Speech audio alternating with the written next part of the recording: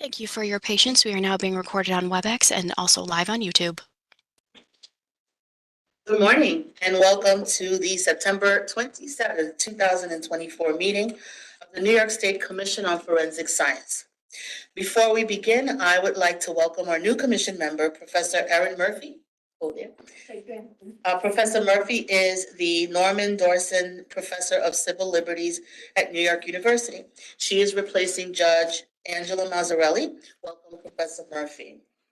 I would be remiss if I did not take a moment to thank Judge Mazzarelli for the 8 years of service on the commission. I will note at this time that we have Rachel Singer, Chief of the Forensic Science Unit in the Kings County District Attorney's Office, joining us today. The Honorable William Fitzpatrick is unable to attend and has designated Ms. Singer to participate on his behalf. Ms. Singer will not count toward the quorum, nor will be a voting member, but we are grateful. Additionally, the Interim Director of the Office of Forensic Services, Shelley Palmer, will be participating today and will not count toward the quorum and will not be a voting member. Finally, we welcome Matt Schwartz to my left, who will be replacing Natasha Harvin Locklear, who's on screen. She's going to slither away. As special counsel to the commission, however, Natasha will continue to be the ethics officer for the commission members. At this time, I will take attendance to establish a quorum, as there are members joining from Albany, that's us, and virtually we will conduct business today through roll call. Please respond present when I call on you. Ms. Murphy. Present. Dr. Chithalin. Present. Ms. Rao. Present. Dr. Willie. Here. Present. Dr. Buffalino. Present. Ms. Goldwaith. Present. Ms. Schmitz. Present. Mr. Castro. Present. Dr. Maraciano. Present. Mr. Epstein. Present. Have I left anybody out? Thank you, and including myself, we have established a quorum. At this point, we will approve the agenda for today's meeting. Is there any discussion regarding the agenda? Do I have a motion to approve the agenda? Thank you. Do I have a second? Great. I have a motion and a second. All in favor, please say aye. Aye. Any opposed? Any abstentions? The motion carries. You have also received a draft of the minutes from the June 4th, 2024 meeting. I believe June was 4 months ago, 3 months ago. Are there any questions or comments in reference to the minutes? Yes. Just after the 8:50 mark, the reference about the ongoing complaint just says regarding New York City Office of Chief Medical Examiner. I don't know if we wanted to have it more specific to, because there are 3 laboratories at that agency, so maybe we wanted to specify which one. You know the wording? Yeah, so we'll be amending it to say the Department of Forensic Biology. Okay. All right. With that amendment, do I have a motion to approve the minutes? Thank you. Do I have a second? Wonderful, thank you. All in favor, please say aye. Aye. Any opposed? Any abstentions? All right, the motion carries. The next item on the agenda is executive session. Do I have a motion to go into executive session to discuss matters relating to a current investigation or matters that may lead to the appointment, promotion, demotion, discipline, or supervision of a particular person? Thank you. Do I have a second? Second. Thank you. All in favor, please say aye. Aye. Any opposed? Yes. Yes. No discussion? 2. Any abstentions? Abstain, and I abstain. Okay. 2 opposed, 1 abstention. At this point, if you're not Shelley, that's you. Okay. At this point, if you are not a member of the commission or staff, you'll be expelled from the virtual meeting. Actually, no, we have a separate, you can hang out in the virtual meeting. We will be leaving the virtual meeting. It will remain open and we will enter into a separate virtual site. So anyone in the room will ask to leave. Do we have somewhere to go? Um,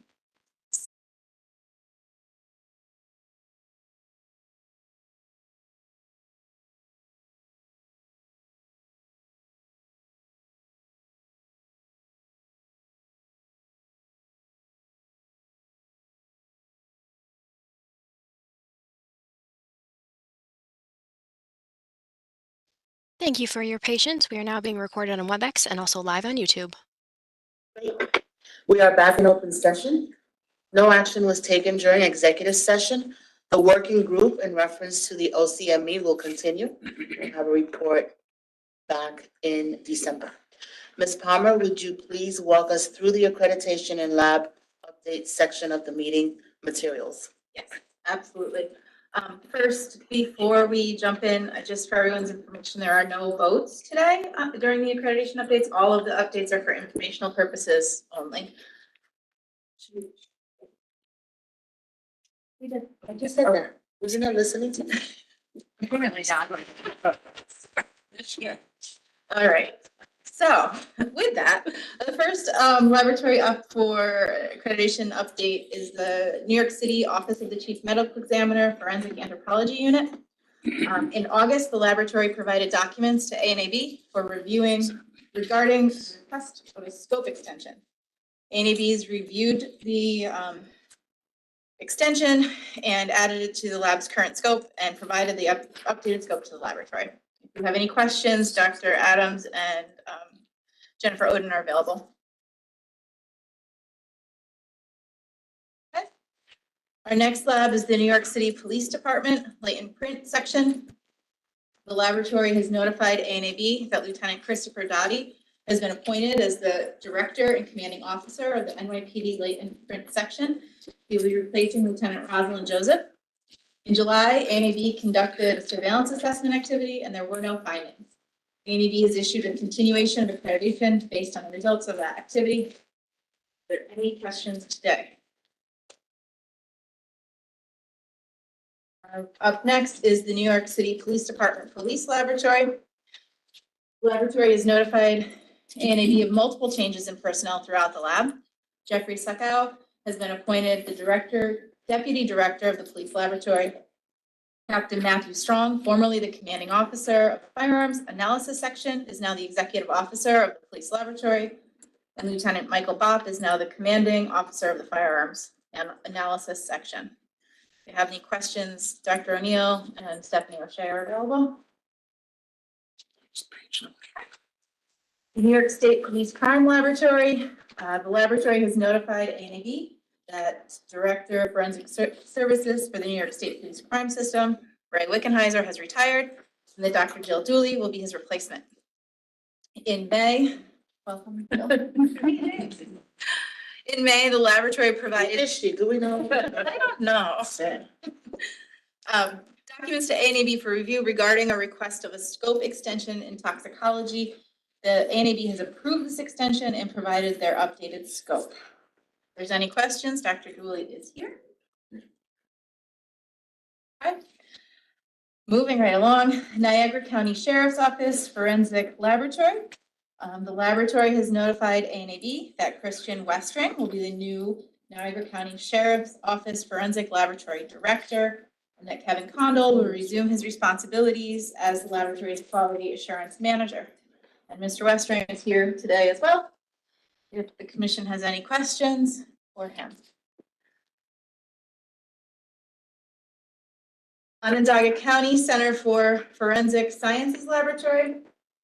In June, the laboratory notified ANAB that QA manager Kathleen Hum will be out of the office until August 31st, and the laboratory director Renee Ho will be the acting QA manager. An update was provided that Ms. Hum has returned to the laboratory and resumed her role as the quality manager as of August 27th. Any questions for the lab Director Ho is available. All right. Up next, the Suffolk County Crime Laboratory. In August, ANAB conducted a surveillance assessment activity, and there were no findings. ANAB has issued the continuation of accreditation based on the results of that activity. The laboratory has also notified ANAB and the FBI that Carrie Anito will be replacing Helen Wong as the DNA technical leader. If there's any questions for the lab. I'll go first. Westchester County Department of Labs and Research, Division of Forensic Science. In June, the laboratory underwent a full reaccreditation assessment activity. The laboratory received 5 findings. 6.4.10 in biology, an intermediate check for a genetic analyzer was not performed in 2023 as required by the FBI QAS 10.3.2 and 3.6. 6.41 in digital evidence, the laboratory does not have access to write blocker equipment that functions reliably, that is required for correct performance of laboratory activities and can influence the results. 6.49 in digital evidence, write blocker equipment has given questionable results and was not taken out of service, isolated to prevent its use, or clearly labeled or marked as being out of service until it was verified to perform correctly. And then 7.2.1.1 in impressions, the physical comparison methodology does not include a verification procedure. 7.8.1.2.2 impressions and materials, the laboratory could not provide a procedure that requires qualifying the significance of associations in the report when report results were inconclusive. The laboratory has submitted a challenge to the biology finding.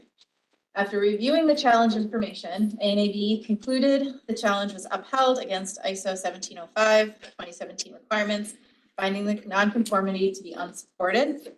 That finding has been removed from the report, and the laboratory has submitted their objective evidence and remediation for the other 4 findings. They have been approved by the lead assessor. For procedural purposes, the DNA subcommittee needs to review all the documentation and provide a binding recommendation prior to the commission voting on the New York State reaccreditation of the laboratory. So this will be on the agenda for the December meeting, and the subcommittee will be looking at that in November. But if there are any questions regarding any of the other issues, we have Lydia here, and we have someone virtually. I have a quick question. Sure. Do you want to bring up? Get Colin? Yeah, get Colin. Catherine, if you could elevate Colin. This is the trace discipline, right? Good morning, everybody. Hey, good morning. It's Pat Mufflino from the commission. So it's a quick question. So essentially, for trace, do you think any of this has to do with the fact that, I mean, I know you guys lost Ted, which, I mean, that happened a few years ago, but are you getting people back into trace? Do you think that, well, I mean, this really wasn't an issue. This was more of a scientific issue, but I guess the question I'm having is, do you have what you need within the discipline at this point,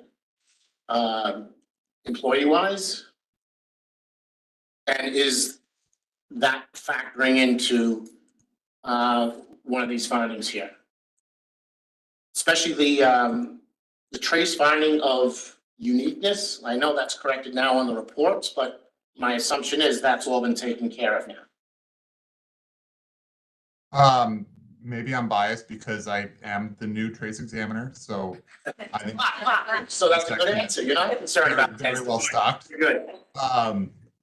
To address your question, none of this, I don't think any of this has anything to do with Ted leaving or you know, how we're staffed or anything like that. These are all procedures that we've had in place for a while.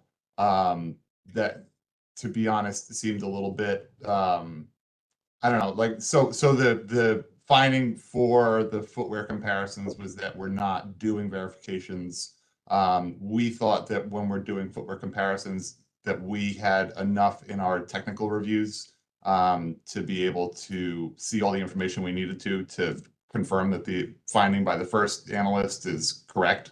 And this Was it was, 10% of the total, or what was your, for TR?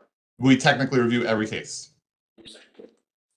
So we always had the images and, you know, with the individual characteristics to look at to do these comparisons. And the recommendation was that we do more of a formal verification before the original report's written instead of as part of the tech review process. So it's not like the findings weren't being verified, weren't being reviewed by somebody. It was just installing that formal verification procedure. Okay. And just for the record, we do have 3 people trained in Excellent. trace. Great. And before Ted left, I determined which of the subcategories of trace needed people to be cross-trained so that there would be enough people to go right and technically review those. That's what I was particular getting to, tests. was, are you not doing TRs because of the lack of personnel? We're good. Excellent, okay, thank you. Sure. Any other questions? Yes, Jessica. Yes.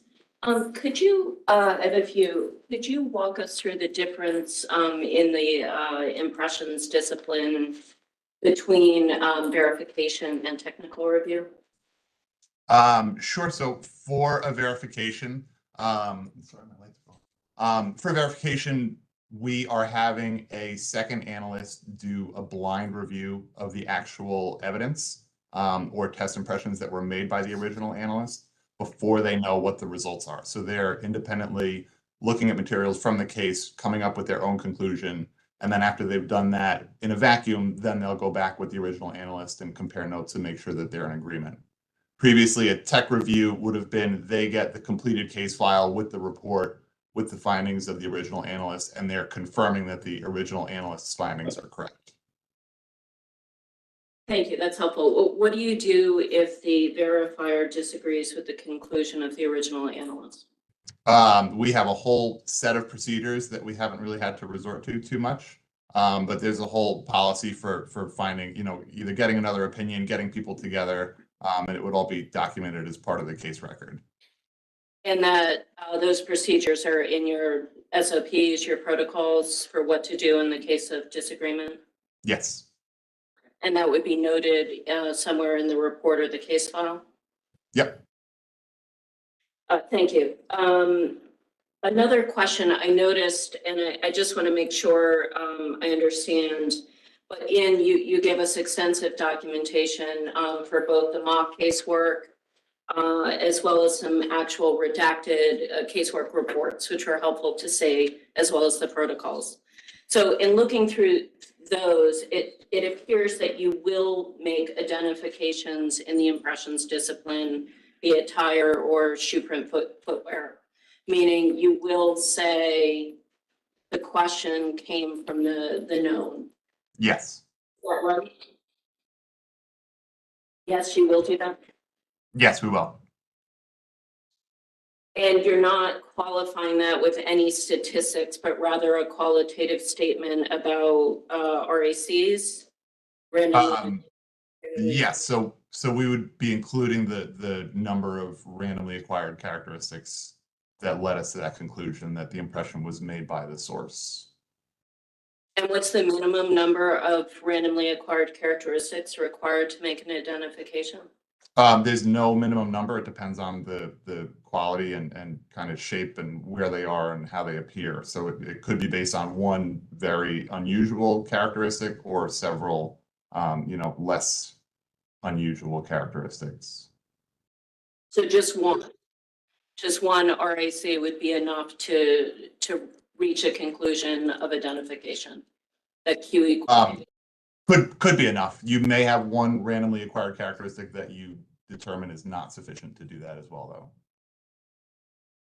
though. Is it fair to say, and please correct me if I'm stating this incorrectly, but that you don't know the background incidence of these RACs in the general world and the general population?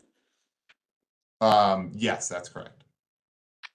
I mean, look, I'm concerned, right? Because there are national reports that say this discipline is not scientifically valid. The PCAST report in 2016 said the shoe wear discipline there was not adequate empirical evidence demonstrating its scientific validity. Have you undergone or done any additional validation work in response to those national reports in an effort to make what, and tell me if you disagree, but what appears to be by all accounts a very subjective discipline to bring more objective features into it? No, I mean, no studies have been done through this lab for that. I think that's something that the field is looking into. It is I guess a statewide, so the wording that we're using for the reports would come from the report standardization document, where we're saying that the impression was made by the known. And again, we're including what we're finding to lead us to that conclusion. So as far as putting hard statistics on it, that's not something that to my knowledge, anybody in the field is able to do right now. So I just wanted to interject because Colin's getting put on the hot seat just a little bit. He works with our quality assurance manager and he's not the head of the section. So, and he's fairly new, so he has worked alongside the trace supervisor as well as the quality manager in order to tighten up the section. So with this review, we made some adjustments, and with your comments, we will listen to those comments and do what we can to address your concerns. Mm-hmm. Yeah, no, I appreciate that, Lydia, and I appreciate that, you just started. One interesting thing might be, but tell me if maybe this is misguided, is if you look at the relationship, if any, of the number of RACs, randomly acquired characteristics, whether there's some connection to false positive rate. Like you have a greater false positive rate with one AC, but it goes down if you have 20 RACs, or maybe there's no correlation at all, but that was just something that sort of stood out when I was looking through the materials. Sure, and it's a great point. I mean, right now we do have, our proficiency testing system to rely on where you're still able to come up to that identification conclusion if it's merited. And again, it's difficult. It's a little different than fingerprints because they, or something like fingerprints, just because the shape and each randomly acquired characteristic can be completely different. It could be that somebody, carved something into the bottom of a shoe. I've heard things like that where it really is, not expected to be found anywhere else as opposed to a couple of pebbles stuck in between some treads. So there's definitely, you would think that there's more value to more of those characteristics, but there's a variety within an individual characteristic too that I think can carry some weight.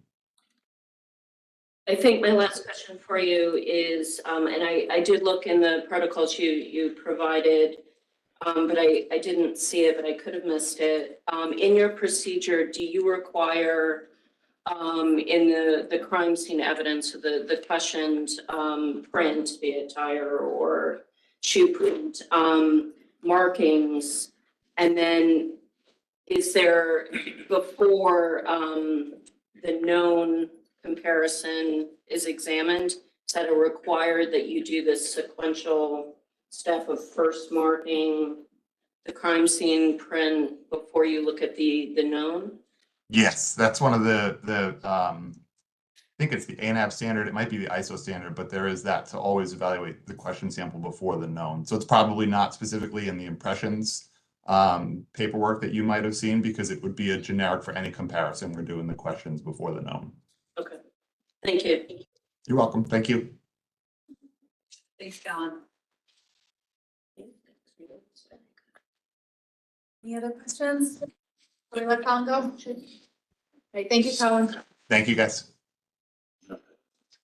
And just one more time, this will be back in December for a vote. Okay, up next, we have the Westchester County Department of Public Safety Crime Laboratory. In June, ANAB conducted a surveillance assessment activity and there were no findings. ANAB has issued a continuation of accreditation based on the results of the assessment activity. The laboratory has notified ANAB that Sergeant Paul Stasis will be the new quality assurance manager, replacing Detective Richard Vandermeulen.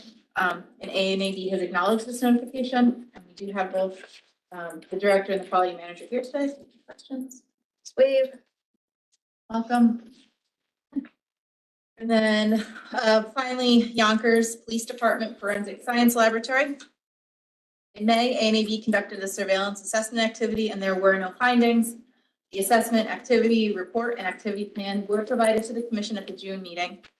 ANAB has issued a continuation of accreditation based on the results of that activity. If there are any questions, we can get the lab director. That concludes our accreditation updates. Ms. Palmer, would you please provide an update regarding the familial search program? Certainly. I have our numbers for this meeting.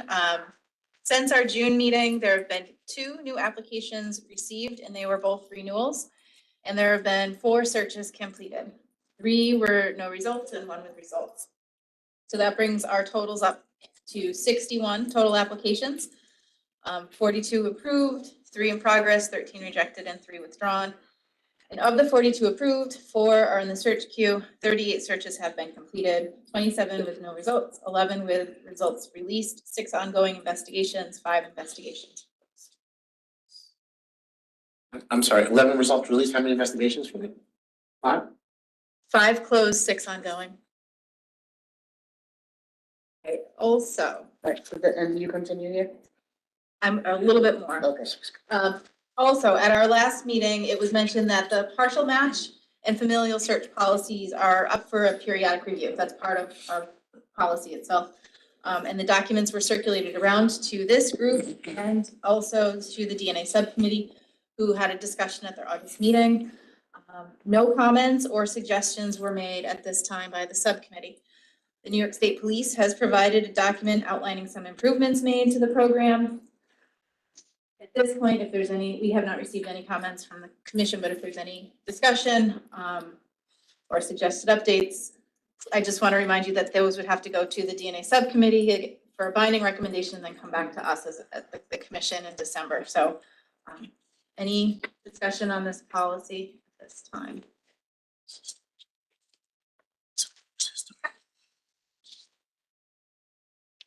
So yes, the next one I'll just, we have a letter from September 4th from the New York State Police Crime Lab. They provided a response as the commission had made a request in the last meeting, a complaint that we reviewed, and a letter that was sent on behalf of the commission to the state police was one of your late documents. We got to include that in the initial. So you've seen the letter that we sent and then the response that the state police has provided. So you have the director present if you have any questions. And you also received a copy of an article this morning that was attached to that letter.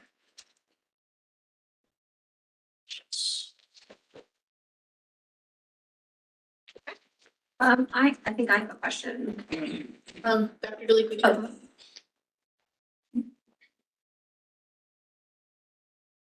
Just to make sure I'm keeping up, this is the 9/4/24. Yes. I just was caught off guard by the statement on page 2, I think, of the letter. It's page 302, at least of my packet, that says the New York State or the NYSP Crime Laboratory does not view this difference in opinion, parentheses, i.e. identification versus inconclusive, as a non-conforming work event. And that struck me. I guess my question first is why not? Or, you know, I know you explained it a little bit here, but just if you could explain it in your own words, it'd be helpful. So I think that in a comparative science, inconclusive and identification or inconclusive and exclusion can often become kind of like a gray zone in terms of based on the method, the instrumentation you have available. And again, it's analyst discretion in terms of their training and expertise. I think that article also speaks to that. I apologize, it was not attached with the notification. But it does, again, bolster that opinion in that it's fairly common. So with that, it's part of the practice of functioning practice science, and we would not view it as a non-conforming work. But when you say it's fairly common that one analyst would say this is an identification and another would say it's I inconclusive. shouldn't say fairly common, I say it is possible that that does happen. Is there a way that you, well, I guess the first question is it your view that that's true across like all identifications, or is there kind of gray zone identifications where that happens? And if it's more about gray zones, do you have parameters to mark those gray zones? I mean, we have clear policies and procedures that we follow in making our determinations, and of course, our analysts are trained. It's been a while since I have been in the comparative sciences, I'm not gonna lie. But I do think that, you know, it always boils down to class characteristics versus individual characteristics and what the comfort level is in terms of making work consistent. I cannot speak for that analyst, and I cannot speak for any other analyst. I can only speak to what I would see and what I would do in terms of leading an analyst. So that's how, you know, comparative sciences work. And is it indicated, like what's the language that then is used to communicate that ambiguity? Possibility that somebody else might disagree, and that's a standard part of the, or an expected part of the analytical approach. Like in a report that you're issuing in a situation where, you know, everyone agrees, it's very possible someone comes to a different conclusion. What language is in the report just to alert people to that occurrence? So I think that we also have, in New York State, we're fortunate enough to have report standardization, and that document is available. I believe we do make reference to that on the bottom of all of our reports, and then that will guide you to what the standards are for New York in terms of what conclusions are made and what those mean. So like language like this sentence would be included on the report? I'm not certain about this particular case, and I'm not certain about what exact language you're talking about. Just that one quote that it's not, a difference in opinion identification is not considered non-conforming or unexpected. I mean, we would put that in our report in terms of what referencing that it's non-conforming work or. So that it wouldn't be considered, that it wouldn't be unexpected to find that.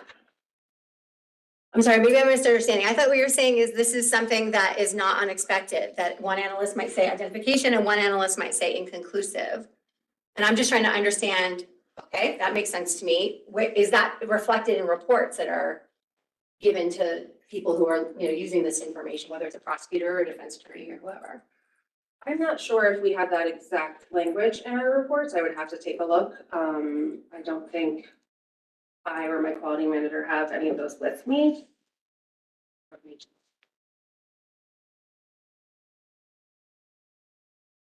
It strikes me as important information. I can imagine consuming it and thinking, you know, that this means there's a match, or this means it's clear and unambiguous there's a match. And I can imagine cases in which it's clear and unambiguous. That's why I was asking about the parameters. Like maybe there are, you know, certain cases in which you would not expect difference in opinion, and that would signify a failure of the analyst to properly analyze the evidence.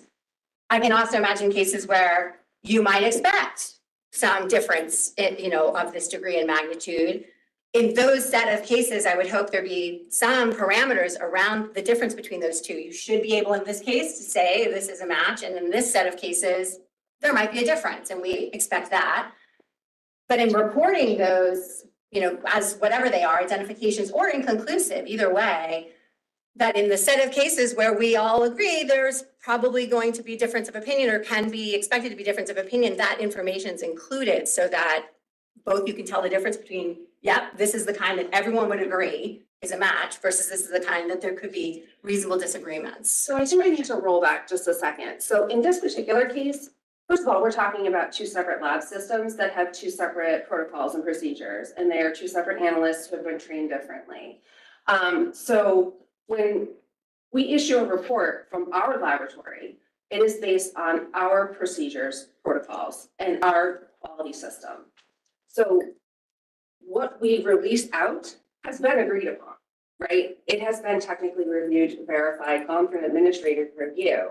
So the need for us to say that to our customer at that point would not be an issue. If it were a conflicting, if there were a conflicting disagreement during the process, we do have that resolution process in our quality control system, and that would be noted in the case jacket. So while it might not be exclusively outlined in working information would be available, but ultimately the conclusions that are released from our lab are agreed upon by our quality system.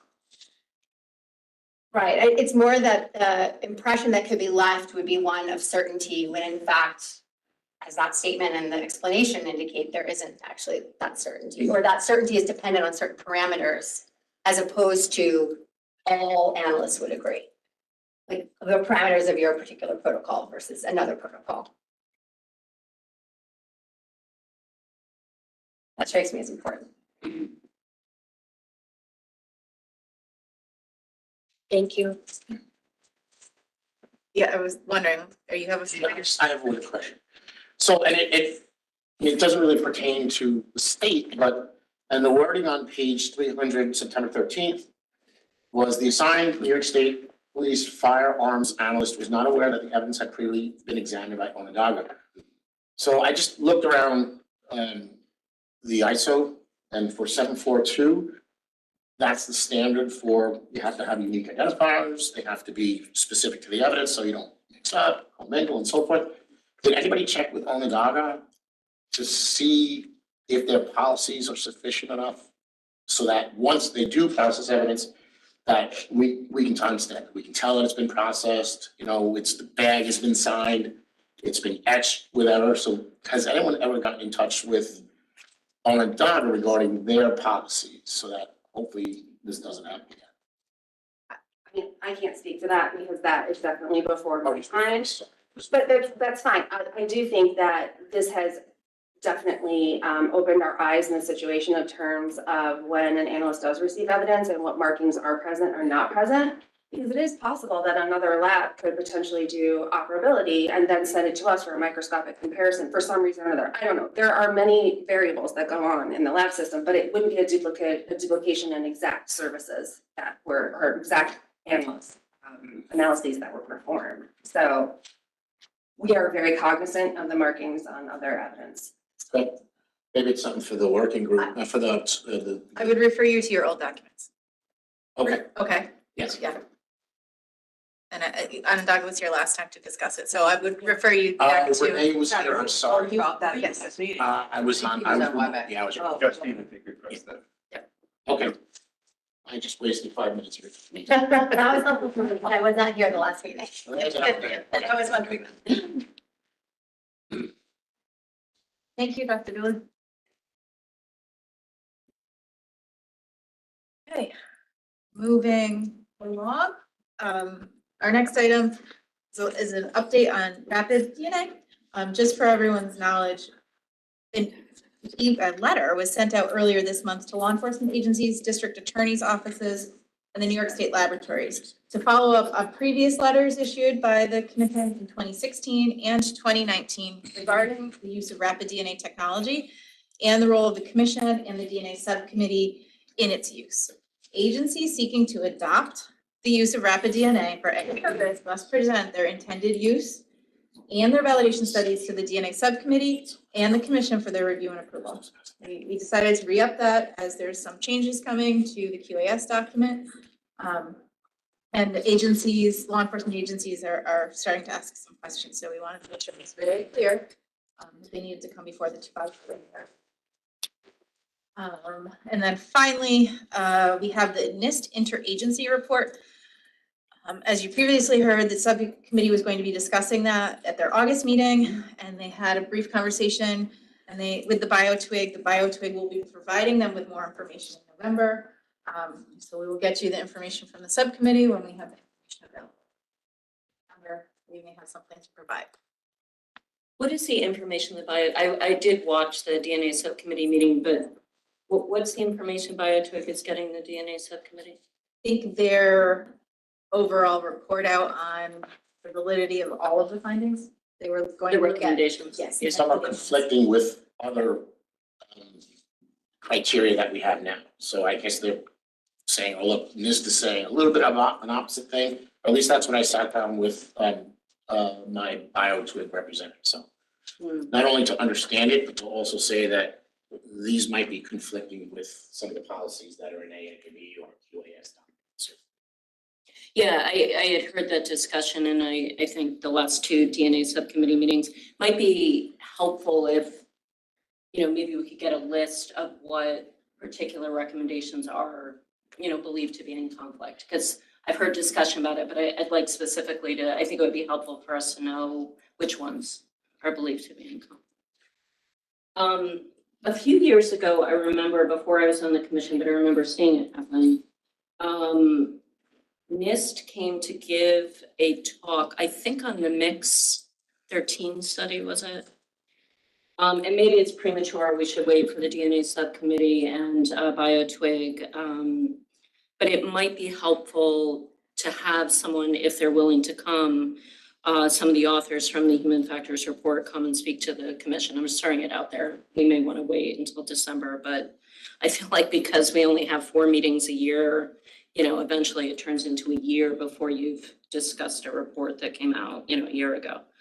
But I'm throwing that out there. I know it's happened in the past. I don't know if the members then felt it was helpful, but exactly because there's, discussion about, oh, it's conflicting. What do we do with this document that just came out? If there's some sort of conflict, let's talk to the authors of the report, many of whom are running their own labs, right, across the country, or tech leads.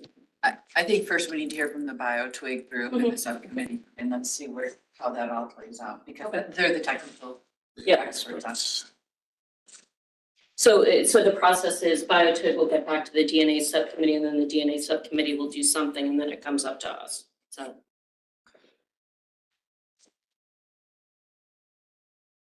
Okay. That moves us into new business.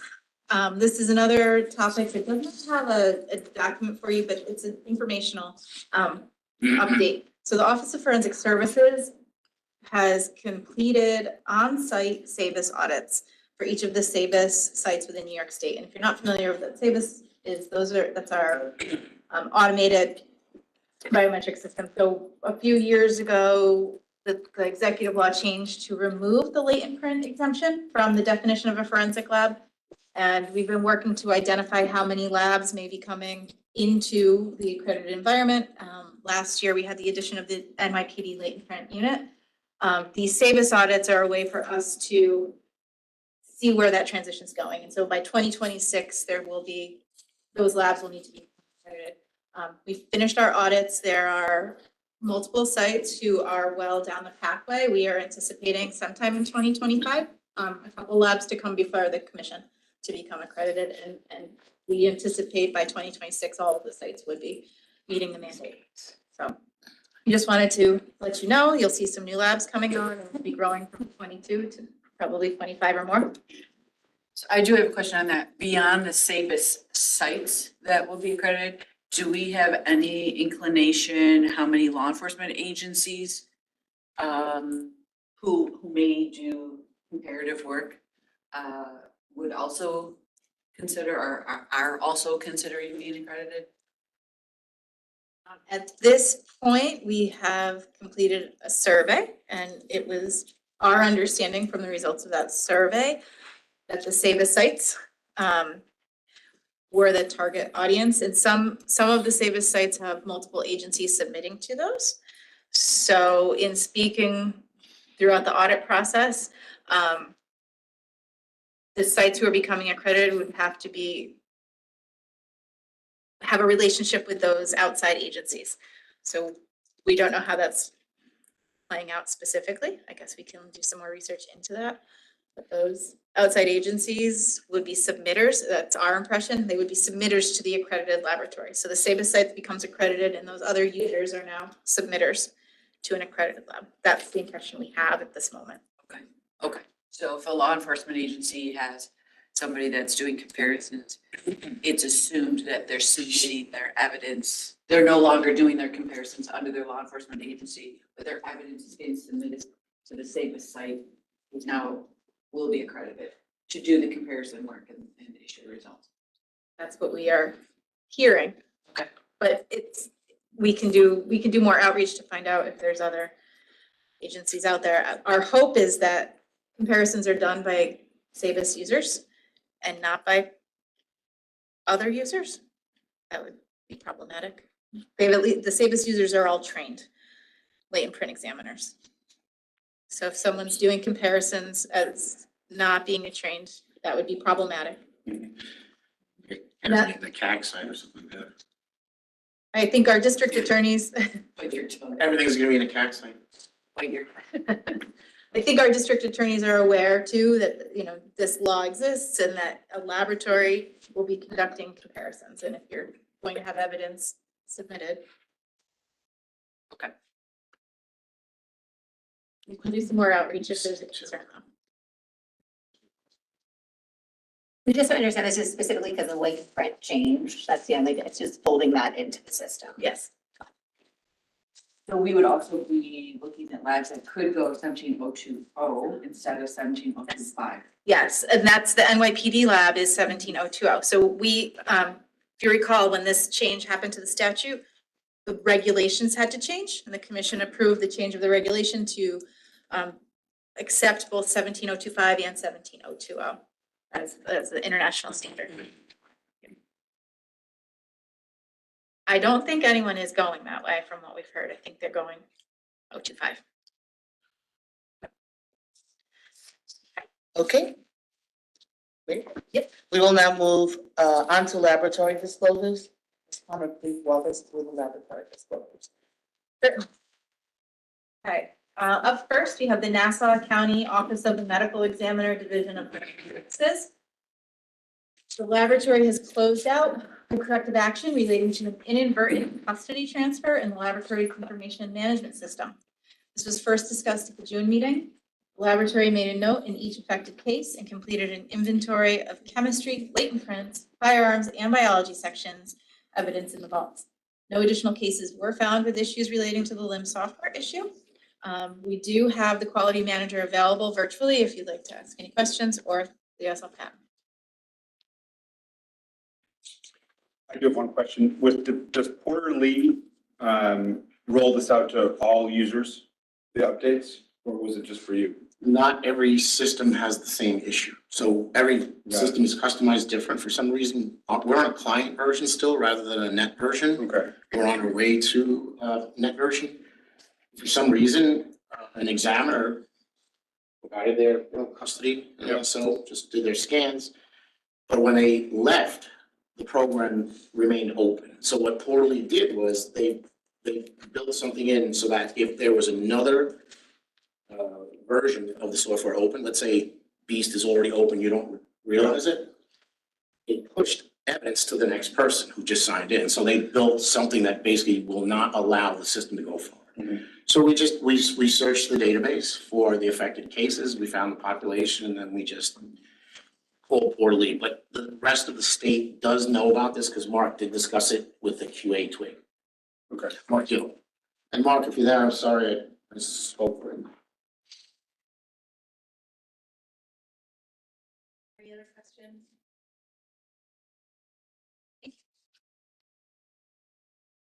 Okay, next we have the New York City Office of Chief Medical Examiners, Department of Forensic Biology. And there are 3 individual issues here. So the first item is a follow-up from a case reporting and technical review issue that was presented at the December 2023 meeting. The laboratory reviewed case reports in their laboratory information management system all the way back to 2012 and identified 14 additional cases in which the technical reviewer was also the author of the report. Due to many factors that were investigated, the laboratory does not believe this is to be an integrity issue. However, the 14 cases will have another technical review to perform. And additionally, disclosures were made to the district attorney's offices. If you'd like to take them one at a time and discuss that issue before we go on to the next one, or I can go through all 3. Go through all 3 and then do this. Okay. The second item is the notification of an unexpected result on a body fluid screening proficiency test. Analyst will complete a competency test for blood screening, and previous cases will be reviewed and future monitoring will occur. And then the last item is the notification of case contamination. A temporary pause was placed on evidence examination, issuing of new reports, and CODIS profiles. The laboratory is investigating the root cause. A different cleaning agent was purchased and lab areas were thoroughly cleaned. Training on best cleaning practices was provided. An examination of evidence is resumed. The New York City Council has been notified and a root cause analysis committee has been put together to further investigate the issue. ANAB has acknowledged each of the items. And one other thing to point out, you may notice the new PT proficiency test disclosure form that we're utilizing. We previously told you that we would scale back on the number of PTs you're seeing, but the ones that do rise will be presented. So this is the form that you're going to see when that happens.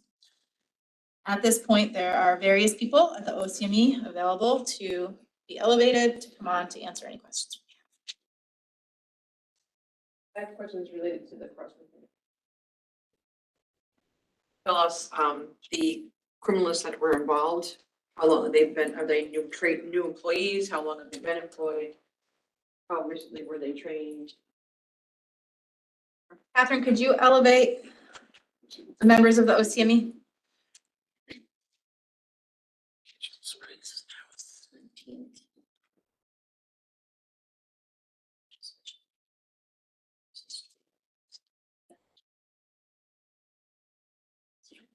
Looks like we have multiple people with Craig O'Connor.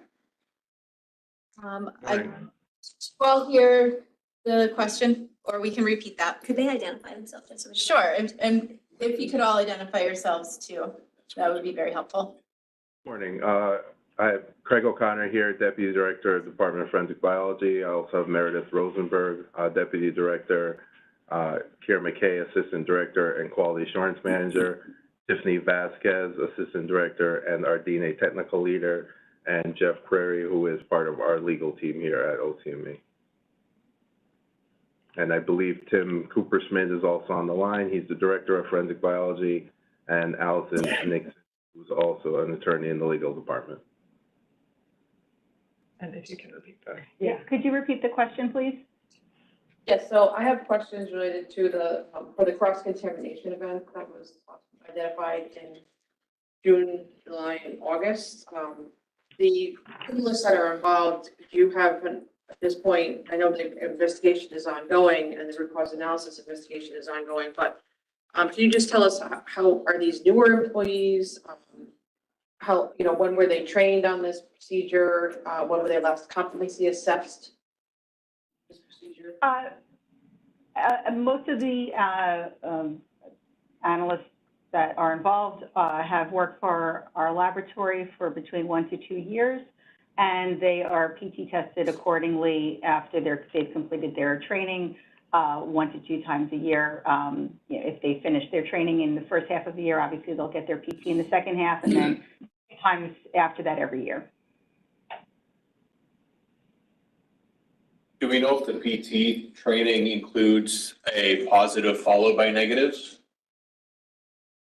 The proficiency testing follows our protocols, and so any controls that need to be run with any of our tests are run with the proficiency test samples as well. Do you know if the positive controls are run before or after the unknown samples? A positive for what specifically? If a positive DNA, is it? I'm just wondering if there's a possibility in running the PT for a positive containing DNA to be run first, which would then show contamination in anything run afterwards. Or if your positive controls that are known to contain DNA are run at the end, so there's no contamination of that. Sorry. I'm not sure I understand the question. Yeah. I'm sorry. There are positive controls that are run with our screening test, obviously during the examination process, and then the appropriate positive, negative controls that would be with the laboratory procedures, quant, amplification, and CE.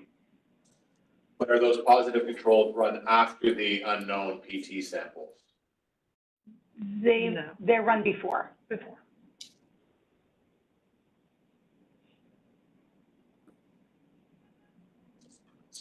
My last question would be for the 3 individuals that are involved, when were they, when was their last competency assessment prior to these events identified? I don't think that we have that information readily available. I have a question. The document refers to different cleaning reagents were purchased. Do you believe that has something to do with this contamination, the cleaning reagents that were used? We have not determined a specific root cause yet. We looked into various different ways that this could have occurred, one of which was the possibility that the cleaning reagent that we receive could have been a contributing factor. But again, we haven't really determined if that is actually the root cause of this particular issue. Okay, thank you. I have a question. I just noticed, if I'm understanding correctly, these were all cases of DNA, or at least 3 DNA from a sexual assault case that contaminated property cases. And I'm just wondering if the analysts involved all, work under the same kind of line of command or have the same training structures. It just struck me that these incidents happen with different criminalists on different days, but all involve the same pattern of case, and just why that might be. Yeah. Our analysts are trained in a very similar manner through our training group. We have a formal training group and a formal training program. What the similarity was between what we've seen is more that there was evidence of a high template DNA nature that was subsequently followed by examination of evidence of a more low template DNA nature. So meaning samples where, like for example, a sexual assault, or samples with blood were examined first because the analysts want to deal with those cases first in the day when they're fresh. Low template samples tend to be swabs that are sent to our laboratory. Those are not as labor intensive, and so we tend to do those after the more labor intensive samples. And so what we've seen is that it's more the high template cases. The DNA from the high template cases was seen in samples later processed in the day for low template samples. So two questions, I guess, or a couple questions. So first, just so I'm clear, that means they're not in the same these analysts were not all in the same reporting structure? Can I interject, please? This is Tim Kupferschmidt. I think you're thinking of in a typical laboratory where people are trained by their supervisor. That's not the case in our laboratory. Our laboratory is so big, we have our own training team. So all analysts go through the same training program from start to finish by dedicated trainers assigned to the training team. And they all are trained identically to the same protocols. So I think that's what you were getting at. I'm actually just kind of trying to understand more broadly. I think it's just a simple question. Are they in the same reporting structure or not? They would all have different supervisors, and they may have different managers, right? We have 10 managers and almost 50 supervisors. And different technical reviewers and all. I mean, it would just sort of be random, not the same. Correct.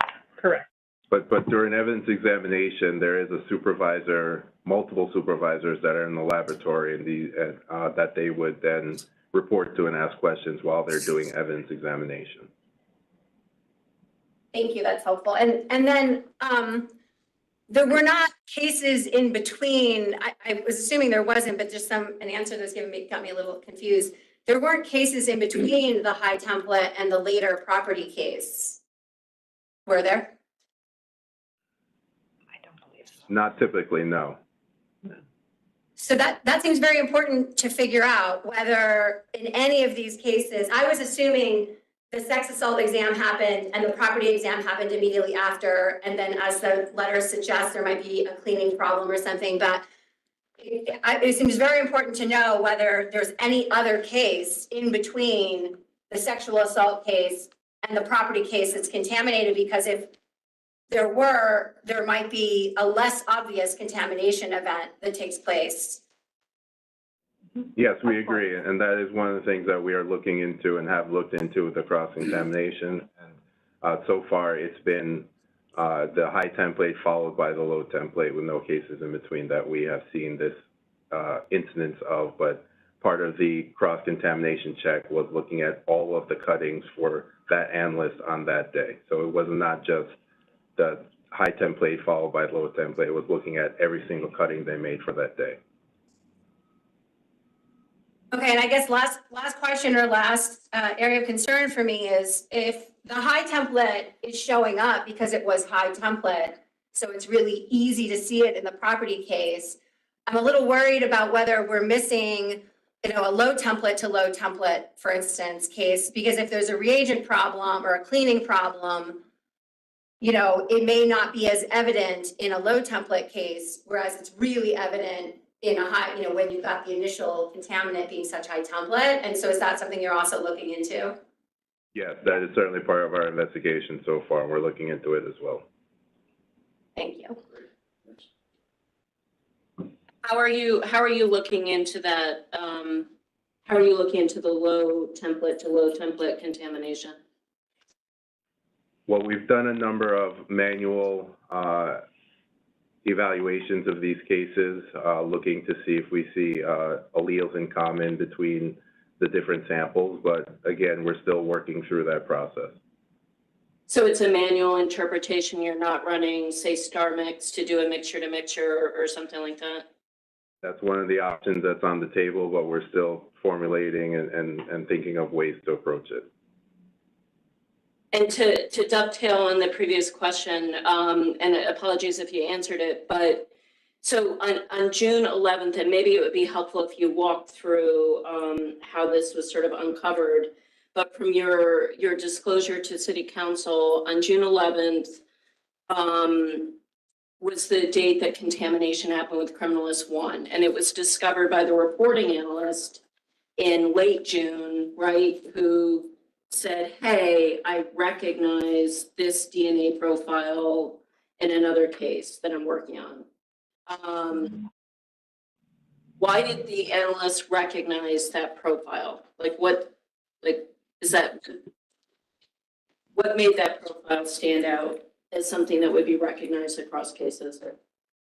So our quality system is set up so that when an analyst is reviewing the data in their case before they report anything out, they're looking to see if any profiles determined in that case that potentially hit to another case in-house could be due to something other than that is the evidence that we received, that is the profile that was determined. Could there have been contamination by our laboratory? Could it be the same law enforcement officer who has collected the items? There's many different ways that we've seen in the past where DNA profiles for two cases could hit each other, and we just want to confirm before we report anything out that this is a true and accurate result. And so this was determined in that manner by looking at the cases where the profiles were the same and determining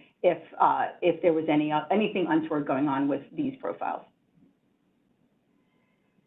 With respect to the 4 cases that were examined on June 11th, were those 4 examined sequentially? Can you tell? I'm sorry, yes. They were? Yes, they were, yes. And was that the sum total of cases that were examined that day? The 4, were there more after? There were more after, and they were evaluated, and they did not include the contamination. And when you say they did not include the contamination, how are you determining that? What criteria are you using to determine if there's contamination or not?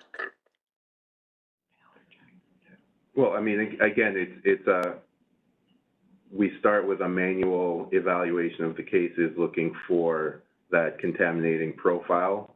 So obviously, if the cases that were examined afterwards, a profile was determined, then we can do a direct evaluation that way. But then we were also looking in the mixtures to see if there were any alleles in common with that case. And, once you start seeing several alleles from that contaminating profile that are not seen in the subsequent cases, then, we have confidence to know that it was not a contamination event in that case. So that's part of the investigation that's still ongoing.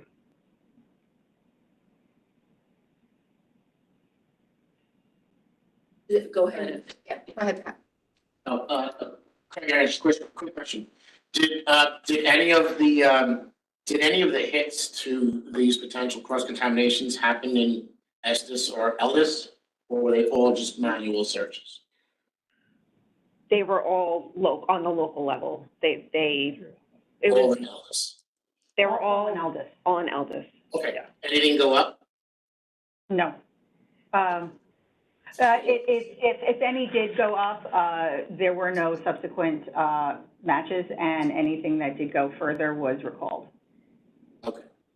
I do recall reading that. Thank you.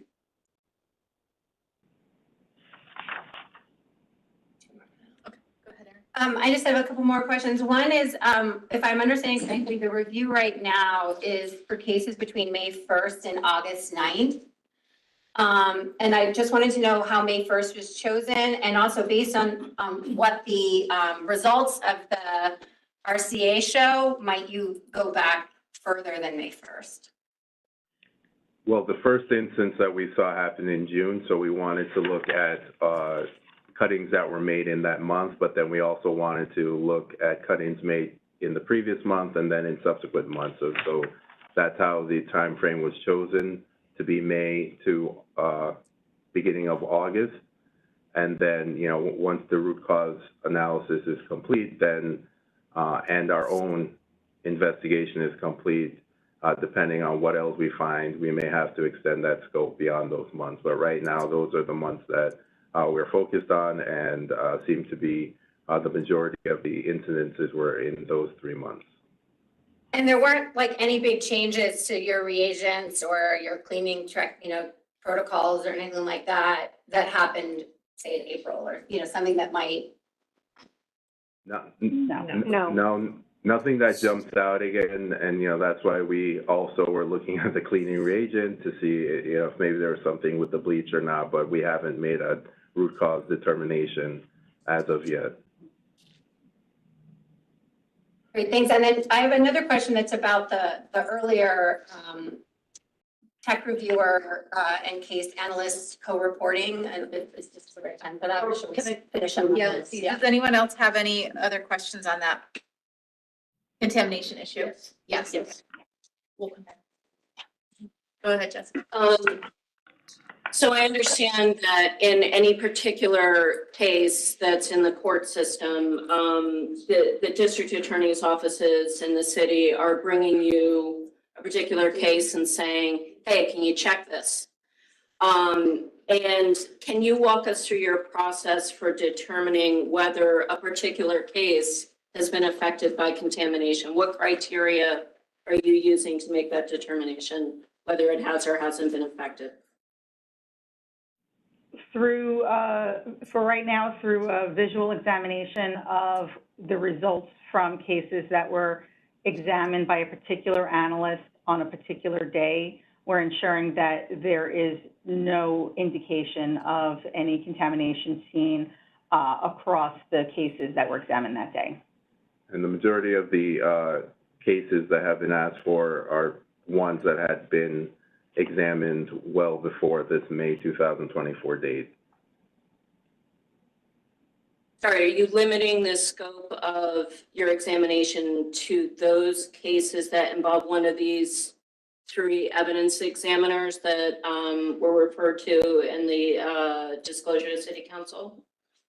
No, we're looking at any cases that are requested to take a look before they are adjudicated, where it could be any analyst on any day.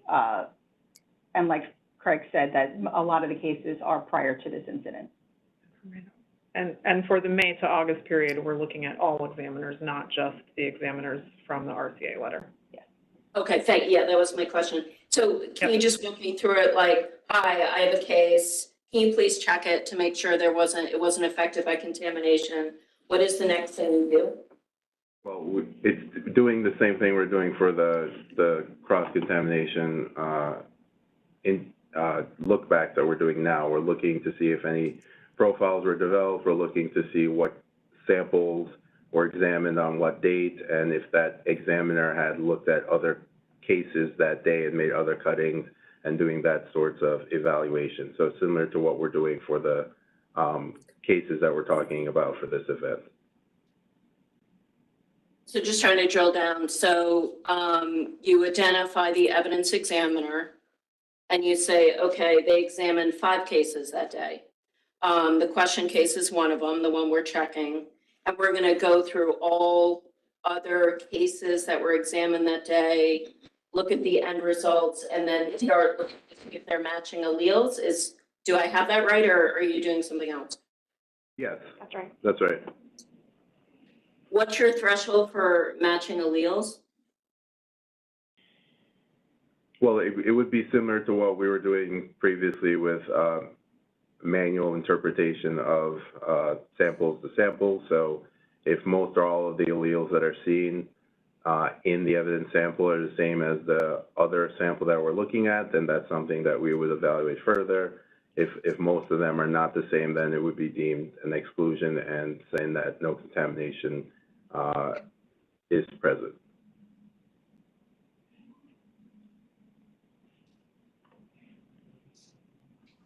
With the first incident with criminalist number 1, the exam that happened on June 11th, just to be clear, it was the same deduced profile that contaminated the 4 sequentially examined other cases? Yes, correct. Okay. And what kind of cases were those? You specified helpfully in the letter that the previous or the subsequent instances of contamination were sex assault to property crimes, but I don't think it was actually specified in the disclosure for this June 11th incident. Was that sex crime to property or something else? It was not a sex crime for that one. It was a property crime where it was a blood sample, and that had extended into a variety of case types, gun cases, other property crimes. When was the contamination of the evidence that had been examined by who you referred to as criminalist number 3 in the disclosure? When was that actually discovered?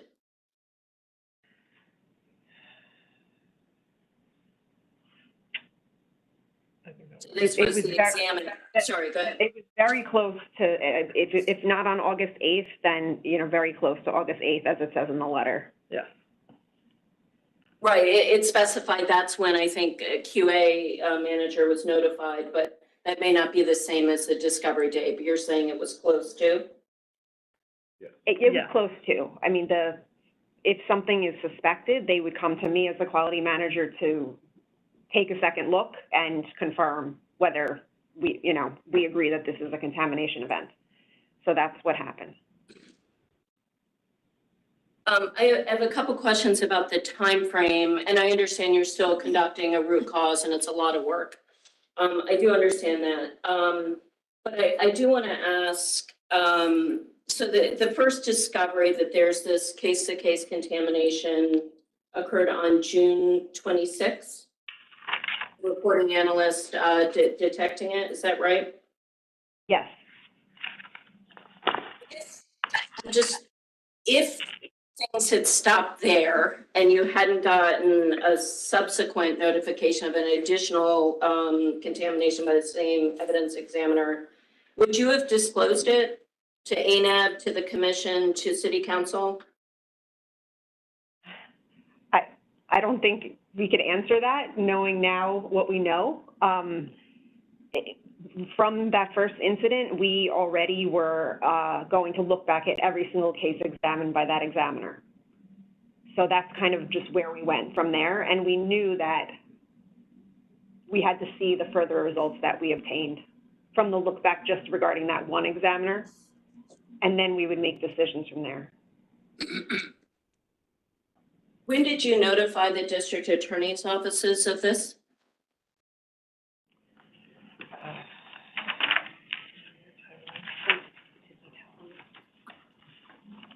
The letter that was sent. We had a meeting, we had a customer meeting with them right after the exam. Next week. I don't recall the exact date of the notification, but there was the written notification was on August 19th.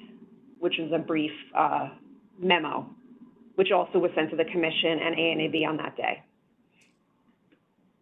Can I ask why you didn't notify the defense on the same day? As we generally, the practice in the community is to notify the prosecutors, and then they notify the relevant defense attorneys. We weren't aware of who the defense attorney was on these cases. So you were treating it as a more localized issue. I say that because you did email the notification to city council, obviously to members of the defense bar. You seem to have a set list of mostly of the institutional defenders, which is maybe another issue since there are many non-institutional defenders who are going to be interested in this. But I mean, if you're able to notify the prosecution, there's no reason why that same group of defenders couldn't be notified earlier than they were. Understood. We'll take that under advisement. All right, we'll move to the, Jessica. Can I follow up on that? Okay. Would you consider adding to the list of the institutional defenders that you notified, the New York State Association of Criminal Defense Lawyers? It's the largest criminal bar association in New York State, and then the information could be disseminated more fully when you make those notifications. Of course, yes, we will. Want that information, just contact me and I'll set something up for you. Sounds good. Just one last question on this. I can add to that too. The 18B liaison is also notified, the New York City 18B liaison. Yeah, but there's a wide private bar throughout New York State that won't get through the public defender's offices or 18B, and through NYSACTL, it could be disseminated. Commission okay with that? Who's asking? Natasha, sorry. Is the commission okay with them adding? I think just maybe if you provide the contact information, it can go out through forensics. I mean, the forensics, it might make sense not to have them communicate directly with you, but have it go through the commission. Well, I'm just talking about when they communicate to the defense community through the Yeah. list that they have. They're Right. doing it directly, right? Yeah, I'm saying if you provide the information to forensics can send it to them. We'll talk about that after. And then it'll come out from the mailbox. And they can make their own determinations on what to do with the information. The commission is not directing them to do this. Is what the clarity. No, I was just pointing out that currently in the reporting, you have a system set up where the public defender community is being notified. Right. And if the intent is to notify the defense community, there's a method in New York State to do that that's available. And I'm Right. making it available. Right, I want to just make clear that this isn't a directive of the commission, that you are suggesting that this would be a good way to reach. That's what, that's Additional that's the attorneys. intent. That's the intent. Have you detected additional instances of case-to-case contamination? I understand you're still investigating. It's a lot of work. Any more come up that you've detected from those included in the disclosure to City Council? Yes, there are additional instances, but we are still evaluating everything. How many so far? It's premature for us to say because we do have to evaluate each particular situation. So it's premature for us to say at this point.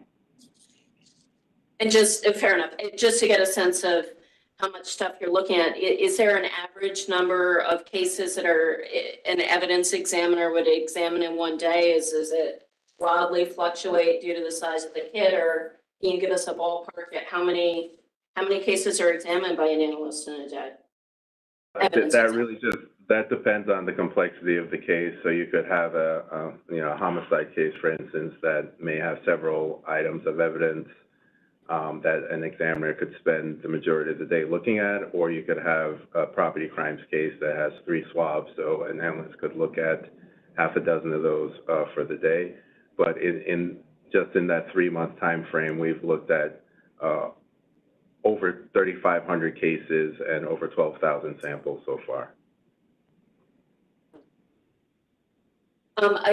Last thing on this, I think. I noticed in your disclosure letter, you said that you were gonna retrain analysts to change gloves between cases, if I have that right. Do you not require, sorry, is that right?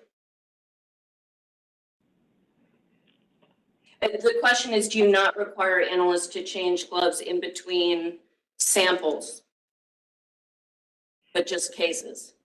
Well, there are many methods that an analyst could choose in terms of, the gloves. There are, wearing double gloves, for instance, and changing the outer glove and putting on new outer gloves, or, bleaching their gloves in between samples and cases. So we just wanted to solidify and standardize that protocol. All right. So are evidence examiners, analysts required to either do one of those things? Bleach, take off the outer glove, have the inner glove, or change gloves completely between each sample, or just each case? Yeah. Thank you. That looks good. So the contamination? Yeah, I was just gonna ask one other question. Do you clearly mark your bottles for decon as to the opening date and the expiry date? For what? Can you repeat that? I'm sorry? The bleach bottles or NP40, whatever it is you're using to degrade the DNA between cases when you're cleaning the hoods or whatever, are you clearly labeling them as to when that cleaning agent was opened and its expiry date? Yes, that's now part of our protocol with our quality assurance group, is to clearly mark those and even input those into our LIMS system as well, so they can be tracked. What was the policy for how long a contamination reagent would be kept on the bench? Until it was used up. I mean, it was mainly bleach that we're talking about, and we do go through bleach quite rapidly with the amount of cases that we process.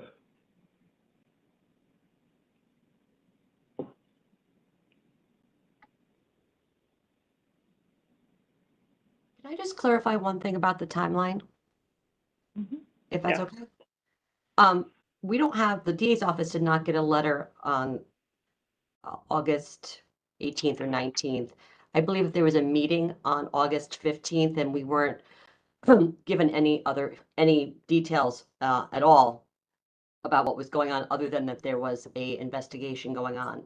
And then I don't think it was until September 6th that the letter went out to City Council, and then we got that letter. I just wanted to clarify that, because the DAs may have been notified at that meeting on August 15th, but we had no information, no details whatsoever. Does that comport with what you have in your notes?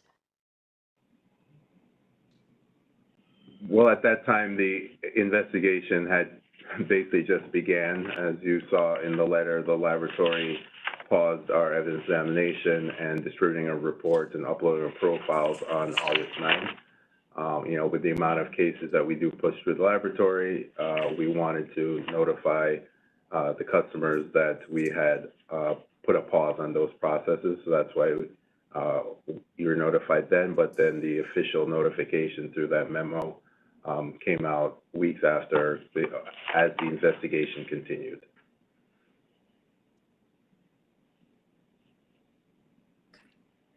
We're gonna move on to. Actually, I have one follow-up on the contamination, and then we can move on to the other point.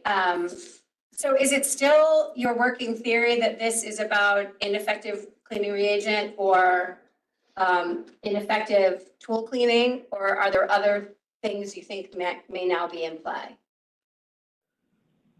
It's still being investigated.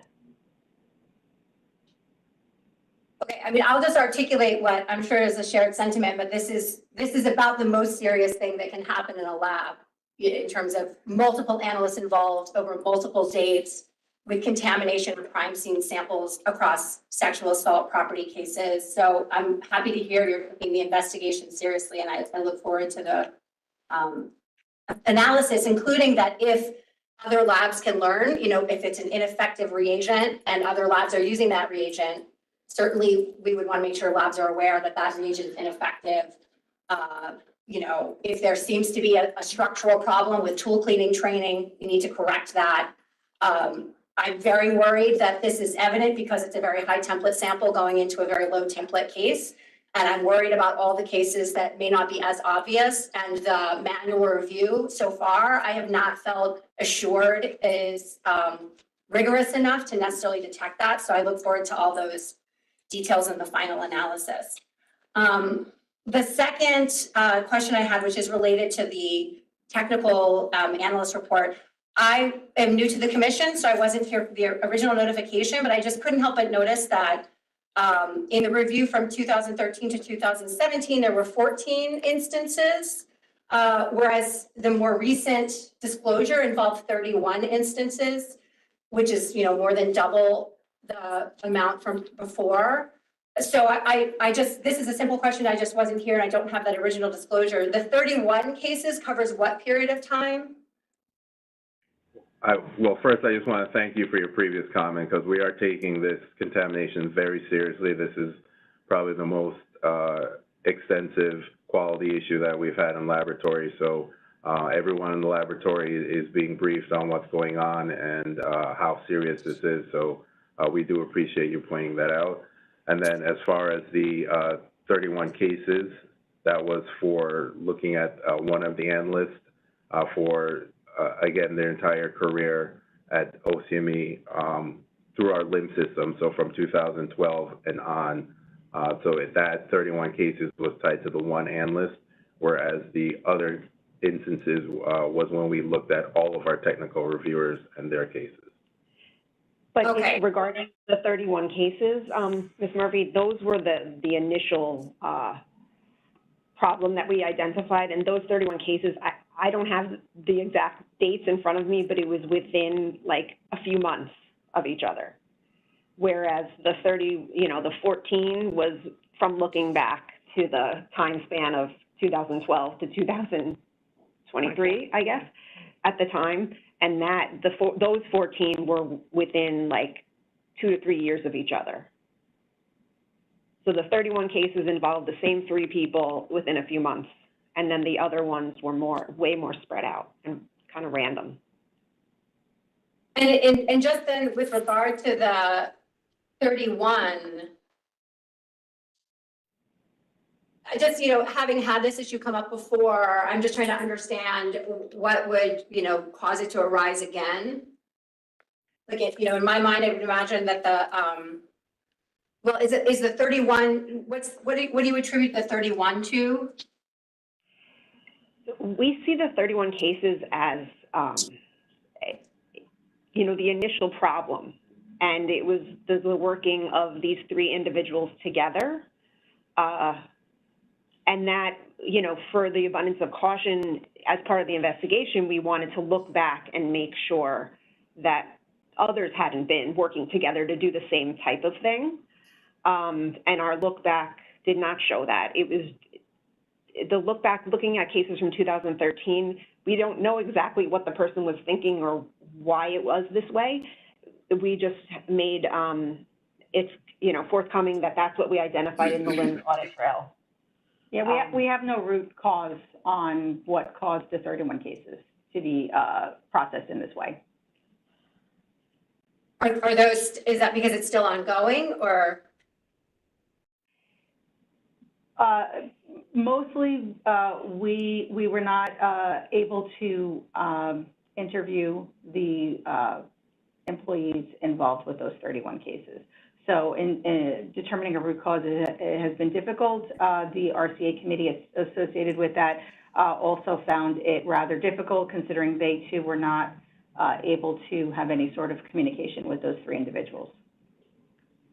Sorry, just because I wasn't here before, the 3 all left, is that the issue? We can provide you some documents, yeah, that would be helpful after me. Okay. But so by your side, the matter is closed? Correct, yes. Are there any consequences for the 3 involved in the 31? Currently, that matter is being handled by our Human Resources Department and is outside of the activity of the laboratory at this point. Thank you.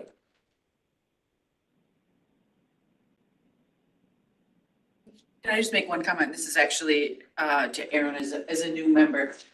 You brought up making sure other labs are aware if there was a problem with a reagent or something. OCME is very active, like all the other labs, in the technical working groups.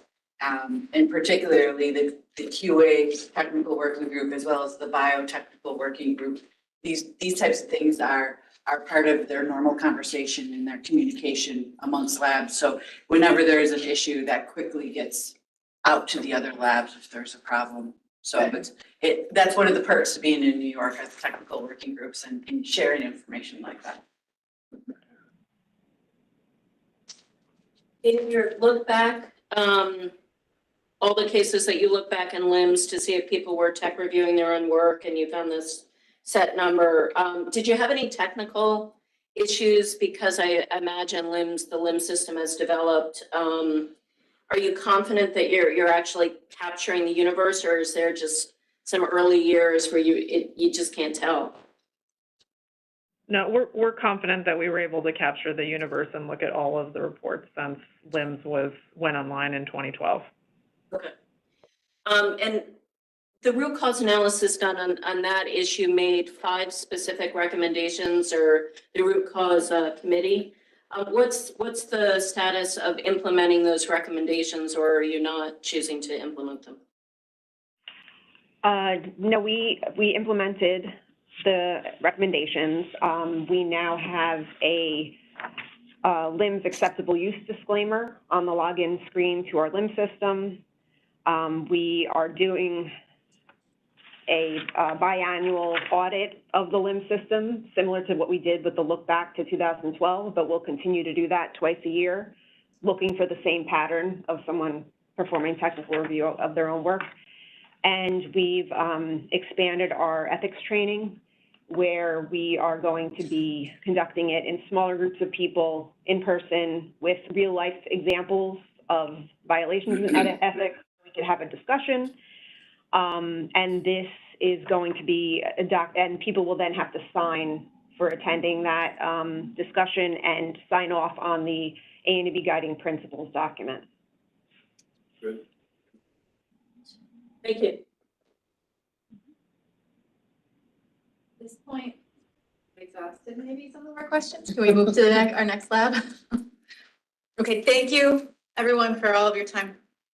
Thank you. Thank you. Thank you. Moving on, but also staying with the OCME Department of Forensic Toxicology. The laboratory has made an initial notification, and A&B has acknowledged a 2019 case in which biological specimens were submitted but never tested. During case ascensioning, it appears that only unused tubes and kit components were present. The kit was stored, and during a 2024 project of compressing evidence kits, it was found that all biological specimens were present in the kit. The district attorney's office was notified during the 2024 project. Over 7,000 kits were compressed, and no other cases were found to have untested biological specimens. If you have any questions for the lab, Gail Cooper is available virtually to discuss. Happy to elevate Gail.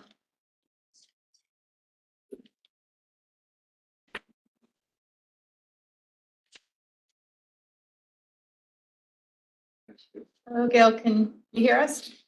Yes, can you hear me? Hi, I just had a Hi question. there. In your disclosure, you noted that the district attorney's office was notified and that they were going to apprise you of the status of the case that was affected. That letter was from September 4th. I didn't know if there was an update from the district attorney at this point. So we received notification, or a copy of the notification that they did provide to the defence. Okay. Was there another part to the question? I maybe didn't hear it.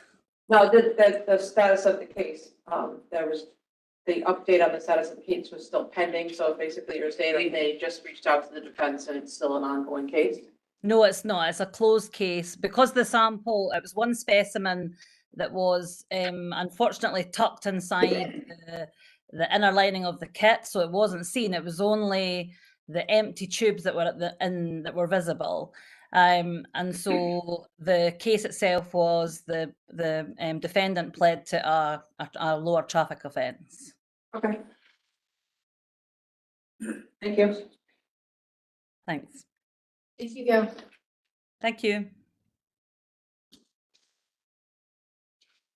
Okay. We'll be moving on to the New York City Police Department latent print section, and there are 4 different notifications here. The first item is a notification of 2 examiners with unexpected results on a proficiency test. The laboratory had investigated the issue and determined that both examiners followed laboratory procedures. One of the examiners was unable to be interviewed in depth, and they were out on extended leave and will be resigning from the latent print section. The second examiner completed additional training and was assigned another monitoring test, which was completed with the expected results and had past casework reviewed. The laboratory considers the items closed, and ANAB acknowledged both the notifications and the closeouts. The second item is a notification and ANAB acknowledgement of 2 examiners with unexpected results on a proficiency test. The laboratory investigated the issue and found an inconclusive result was made because a full and complete examination could not be conducted. The examiners were provided with hard copies. However, after review of the digital version of the image, it was determined that the images were significantly better quality. The laboratory deemed the test successful and no further action was taken. The next item is an initial notification and ANAB acknowledgement of a false exclusion. The case was assigned to a new examiner due to the retirement of the original examiner. The new examiner and 2 examiners who verified the results came to a different conclusion than the original examiner, and this issue is being investigated. And the last item is an initial notification and ANAB acknowledgement of missing evidence. 2 lift cards were missing from an evidence envelope prior to verification being performed. A search of the latent print section was conducted. However, the lift cards have not been located. The issue is currently being investigated. Questions for the laboratory? We have both the director and quality manager available virtually.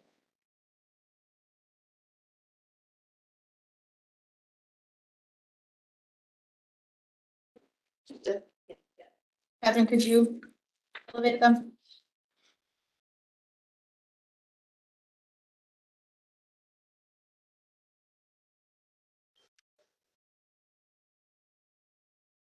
Hi. Morning. Hi, good morning.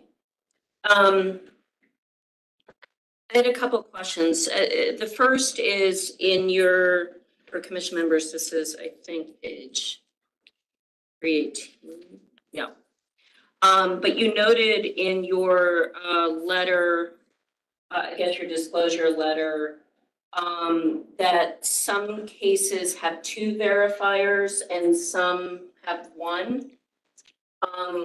Is that correct? And if so, can you just explain why some cases have 2 verifiers and some have 1?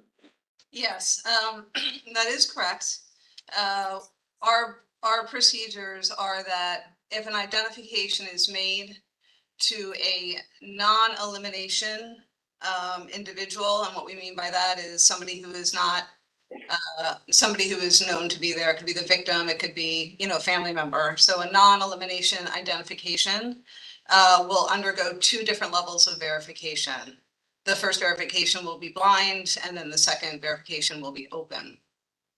If there is an identification to an elimination person, then that will only undergo 1 verification, and that is a non-blind verification.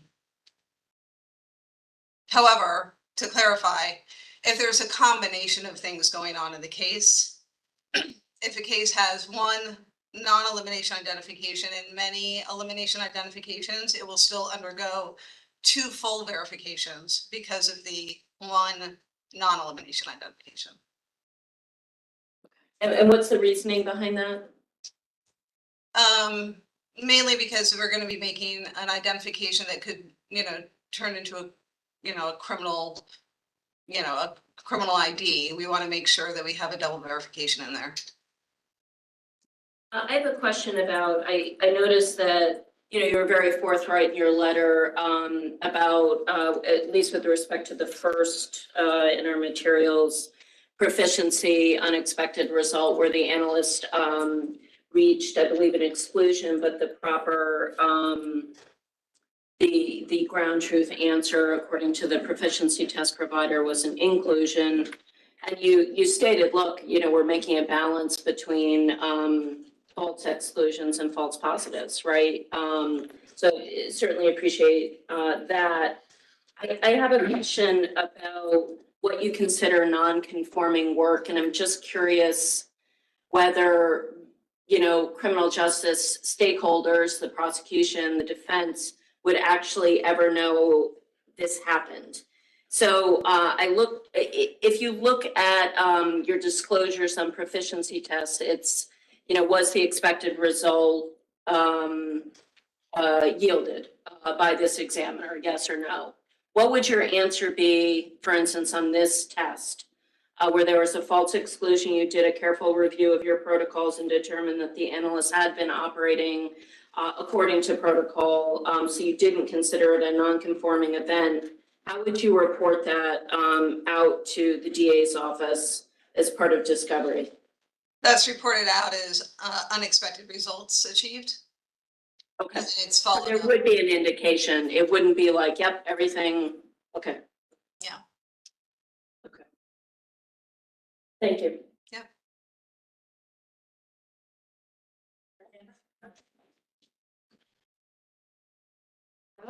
So just to follow up on that, then the incident involving the 4 prints from the September 10th letter, that would follow that disclosure protocol where there had been a previous examiner.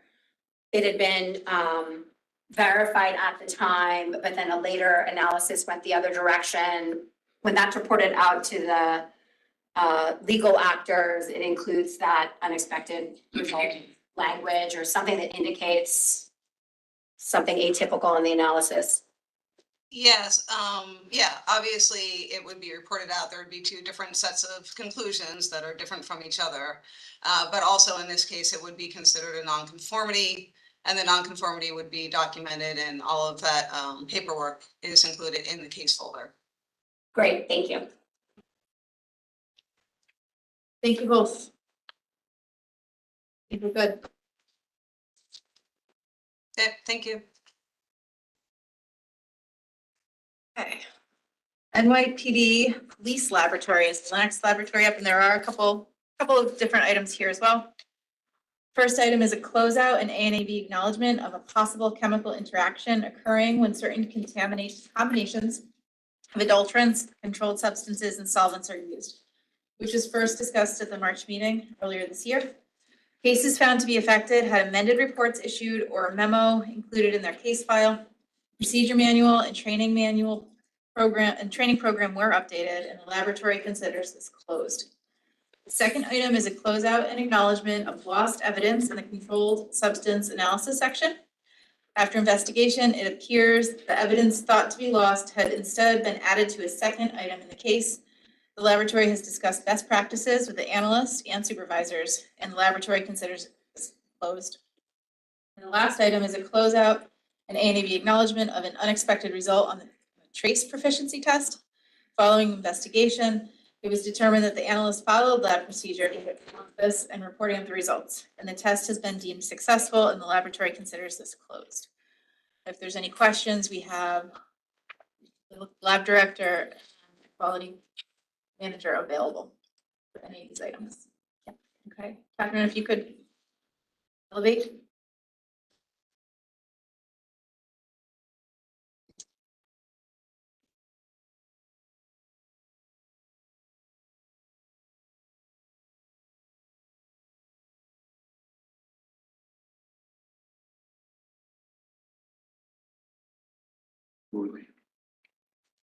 Dr. O'Neill and Ms. O'Shea, can you hear us?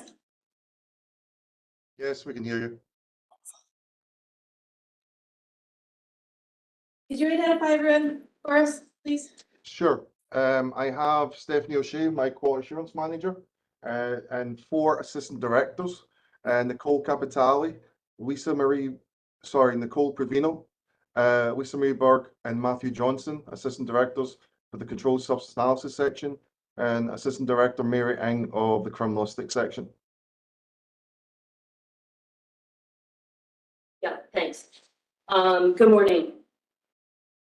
With respect to the unexpected, the lab unexpectedly generating, well, new chemicals based on some chemical interaction, we noted that 27 reports were amended to remove an identification of a controlled substance. And then there was an additional 6 cases that had a memo explaining the removal of the identification included with the case files due to the original analyst being unavailable to amend the reports. What do you mean by that, just for those 6? Just the additional information was put in the case file, so it can explain what actually occurred at the original report. Could not be amended due to the unavailability of the examiner.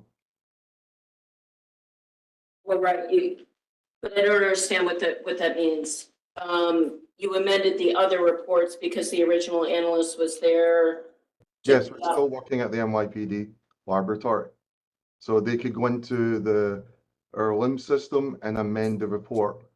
We did not want to have another examiner go into someone else's report and amend it. So we attached a memo to that particular report and informed the district attorney's offices about all of the cases. Right. But they were amended differently. One, the report was amended, but the others, a memo was placed in the case file. Is retesting occurring or? No. My second question is with respect to the final closeout with respect to the lost pill. I noticed in your root cause analysis, you identified as one of the factors that the analyst had put pressure on herself to meet the due dates of casework. How did you reach that determination? Like why she put the pressure on herself as opposed to say, you know, the pressures of overwhelming caseload, for instance? That was through interview with the analyst when it was discussed with her about, you know, what she thought, why this occurred. And what it was she was putting the primary duties to be doing the analysis and writing the report and not putting the same stress on actually doing the other parts of casework, which would be re-inventorying the evidence, packaging it before return. That was what she discussed during her interviews. So in your investigation, you didn't conclude that there was any larger issue with just the analyst having too much work to do? No. All of our cases, unfortunately, do have some particular due date, but those cases are evaluated by the analyst and by supervisors. And we have a case management unit that reaches out to the prosecutor's office to make them aware that if we can't make the date, you know, we do have dates that we need to meet, but some of those dates are flexible. This was more about, as Nicole said, the prioritization of doing an inventory as the case progresses was not on her forefront of her mind. So the last question I have is with respect to the failed proficiency test in the tape or trace, I guess, discipline, but with tape. I just want to make sure I understand what happened. So an analyst took a proficiency test for tape, and their conclusion, well, we know ground truth, right, with respect to this proficiency test. And we know that there were 2 different rolls of duct tape that generated these 2 samples. So it should be an exclusion, right? That's ground truth. But according to the manufacturer, the PT provider's information, even though these little bits of duct tape came from 2 different rolls of tape, those 2 different rolls of tape were from the same brand and from the same lot. So I guess in the lingo, they shared class characteristics. Is that right?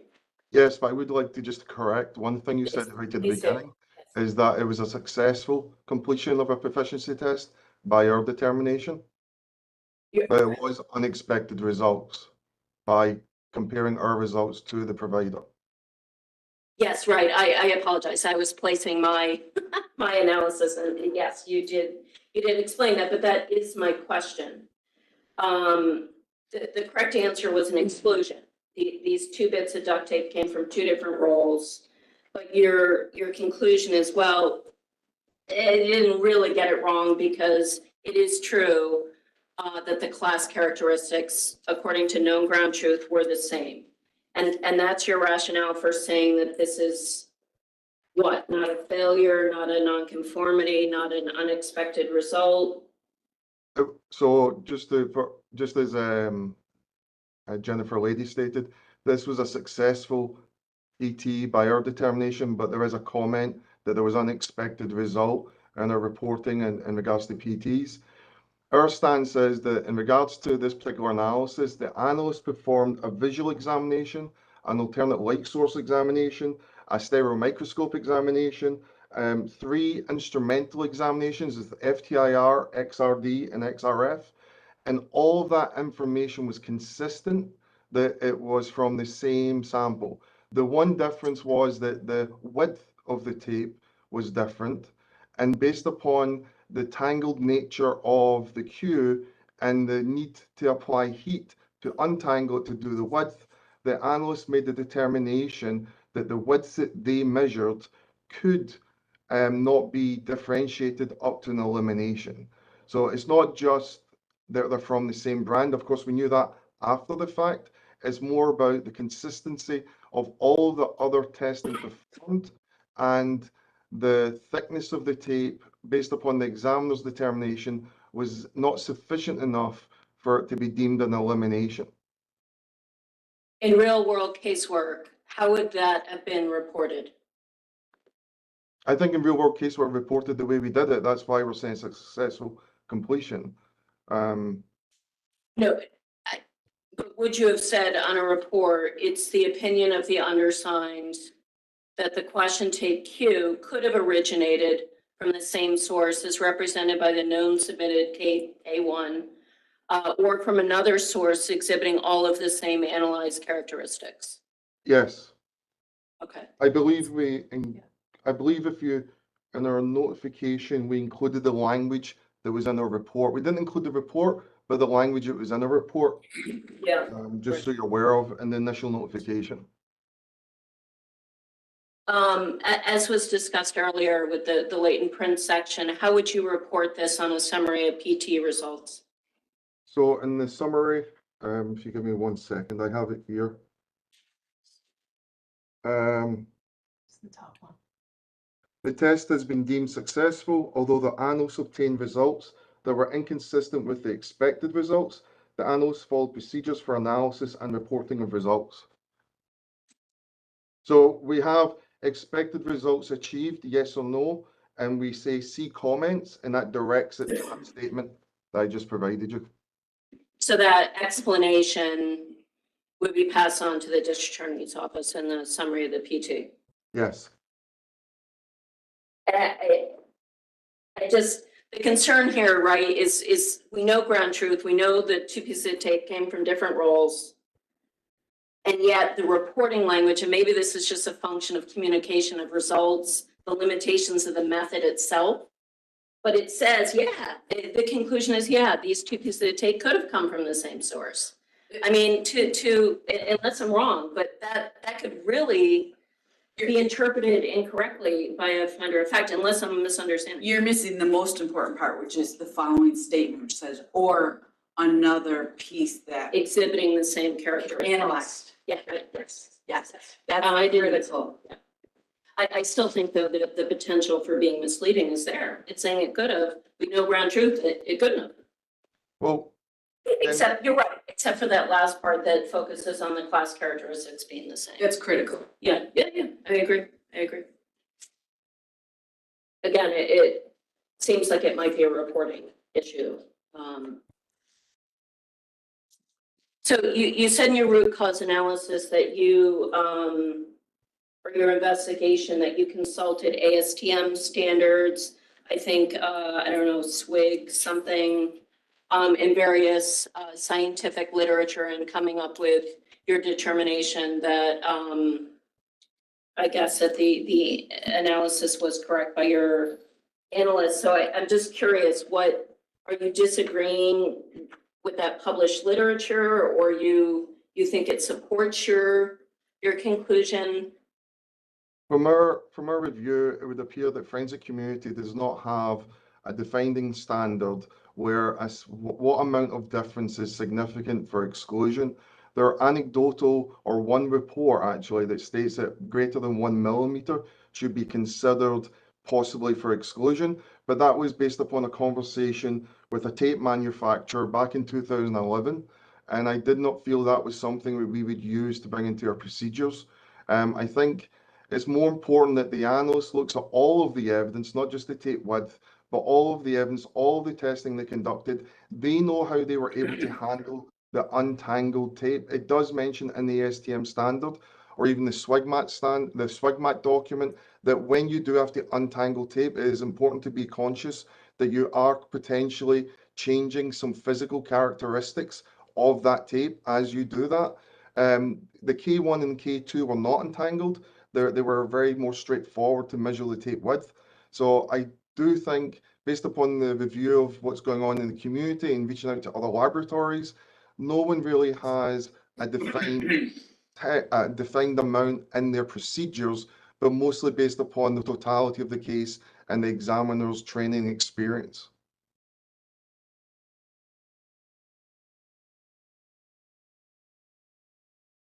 Thank you. One quick thing, just switching back to the controlled substances, you noted it was not common knowledge in the forensic science community, and I'm just wondering if you've had an opportunity or plan to share it with either the twigs in the state, or more broadly, maybe write it up for the literature or something that would alert others. As Michelle had mentioned, there are different technical working groups in the state. One of them is a drug twig, which we did notify the drug twig. I also brought it to the attention of the lab directors at NICLAC, and also we're hoping to publish a paper to bring this to attention more on a national level. Great, glad to hear it. Thank you. And if I can interject, the lab directors in NICLAC sit in on the different twigs, and I'm the drug twig representative. So when we're sitting and we're hearing and a matter of fact, the drug twig is very meticulous. They go around the room. Every single laboratory reports on issues specific to their laboratory, which sometimes upstate has a totally different experience than downstate. And so that's that's a really important way that we share information. So that absolutely does happen. All right, thank you very much, NYPD. Thank you. Okay, moving along to the New York State Police Crime Laboratory. A few items here as well. The first item is notification and closeout of an unexpected result on a firearms proficiency test. The examiner could not restore all characters of the serial number. They noted that characters were extremely shallow and contacted the test provider regarding additional information on the manufacturing process. The examiner completed a second proficiency test and was able to restore all characters. The laboratory considers this matter closed, and A&AB has acknowledged the initial notification of this unexpected result. The second item is the notification and A&AB acknowledgement of an incorrect association of an offender sample due to a collection error. There is no non-conforming work attributed to the New York State DNA Data Bank.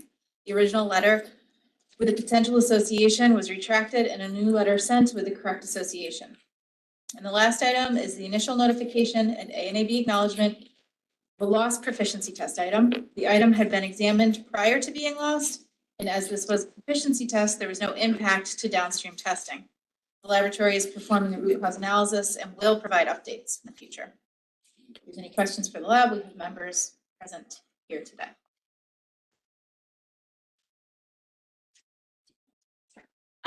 The first, I don't know if you'll be in a position to answer, but I just was noticing that the Onondaga lab seemed to have a similar, was it the same test? So yes, that's interesting,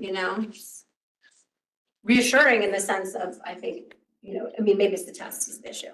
Okay, and then the second was, I just didn't understand the error in collection, just how that happened or what happened exactly. Director Julie?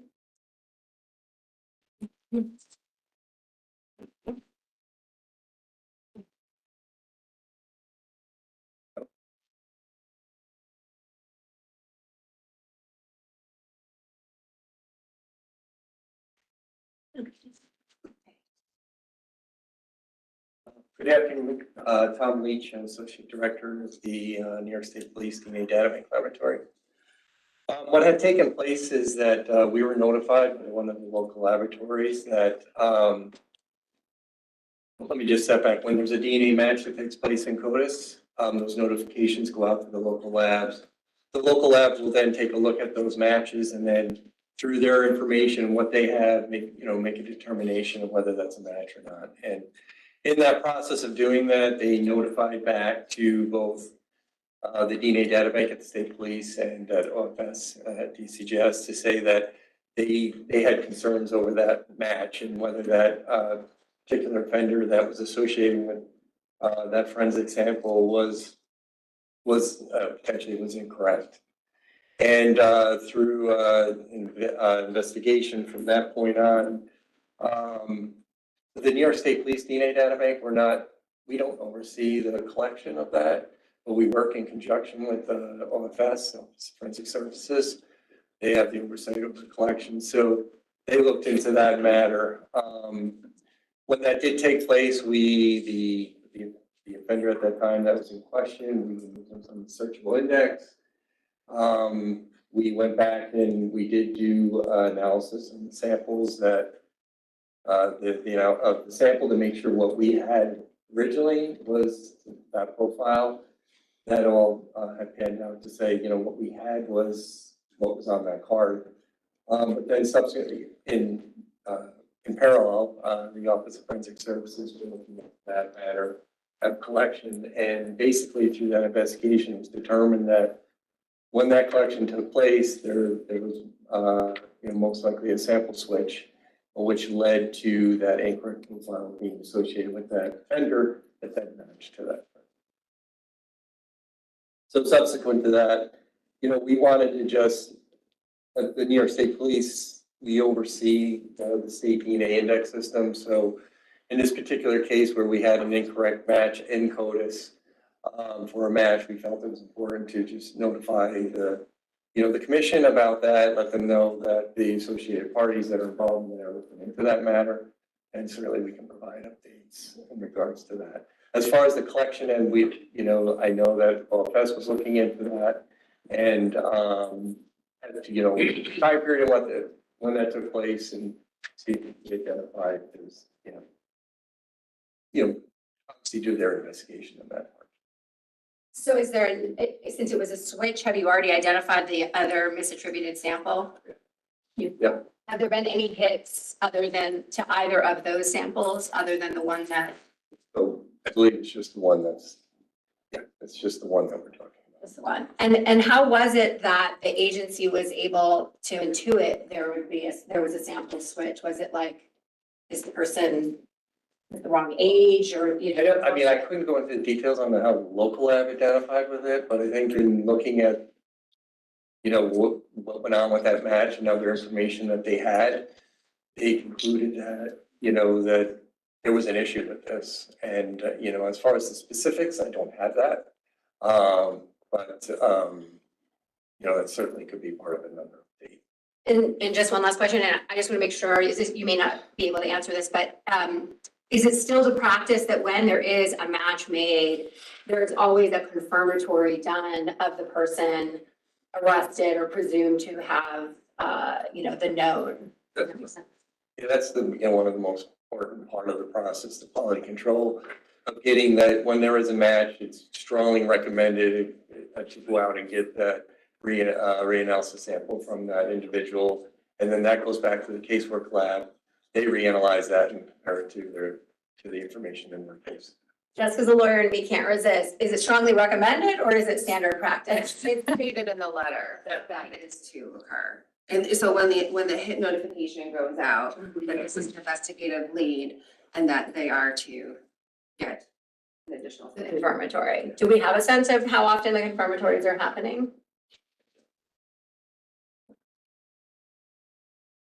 Okay, and so we will have an update at some point about what seemed to have happened, whether we should be concerned about any other Yeah, spreads from that. it's ongoing and certainly can provide an update at the next meeting.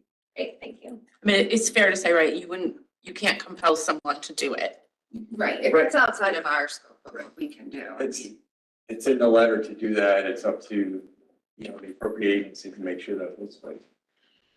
Yeah, it's more, from my vantage point, it's more, there's an enormous amount of DNA collected, errors are going to happen. That is just the nature of humankind. Understanding what backstops are in place if that is to happen. And a really critical one would be, as part of overseeing database that's happening. Rachel, can you weigh in on the practice in your office?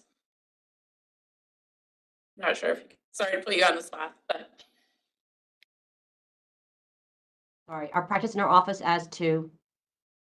When you get a hit notice, whether you would follow that up with a confirmatory sample. So you do We always do a confirmatory sample when possible, but we get the hit notice, we vet it, we may speak to a detective, but then we always get a confirmatory.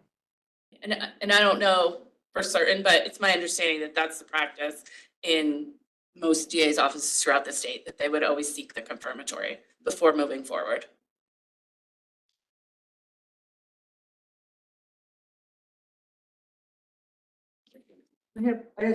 I'm curious about the firearms PT. The PT vendor, did they have on their summary evaluation of that event, what was the general, because we have 2 labs in New York that clearly weren't able to obtain all of the serial numbers. So was on that PT vendor's report, did they talk about that the number of people that were unable to get all 6 characters, that there was a higher number of that in this particular event, the people that were not able to get all the serial numbers? I'm not sure if the results are in yet. Oh, okay, so we don't have the evaluation report from the PT vendor yet? Okay. Yeah, I'm not sure of that yet. I'm just curious if that, because clearly there seems to be something potentially wrong with the product that they provided. I will say that we did dive into it, and it seems as if the proficiency test provider did now outsource to a different person, so they could not really answer a whole lot of specifics on the preparation of the test and how that has changed. But clearly 2 labs having this. Right, that's what raised my concerns. Thank you. So we have the PT results. I don't know off the top of my head if we have the consensus report. Yeah. I thought that's what triggered the disclosure form. So sometimes the consensus data comes out after and they amend it. So you might have your report. I think we looked at this with another firearms last meeting. That can happen, that the consensus report might change and not always be aligned with the ground truth. Okay, so the initial stuff came out, but there could be a later one, is what you're saying. And I'm not aware of the consensus report at this. Gotcha. Any other questions?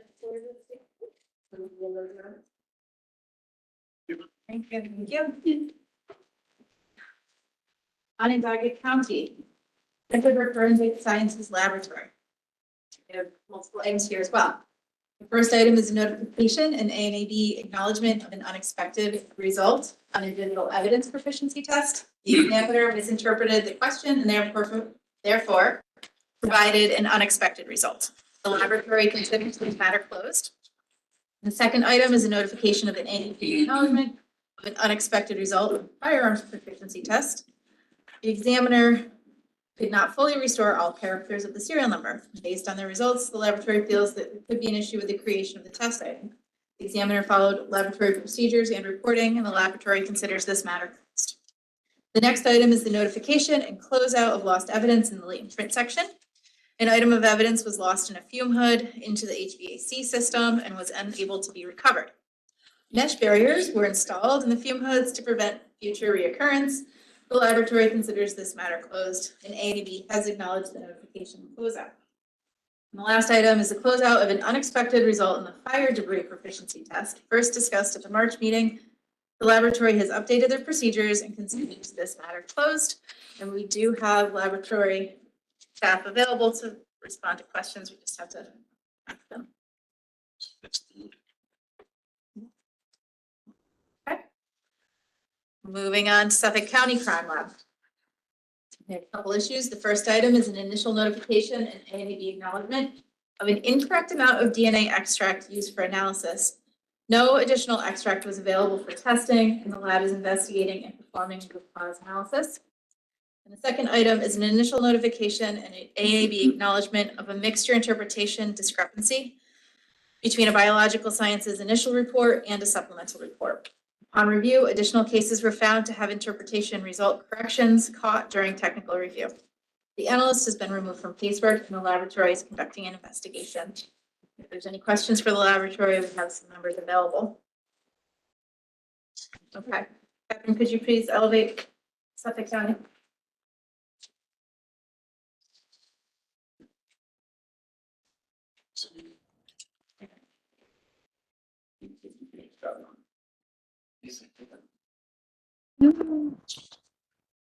Sorry.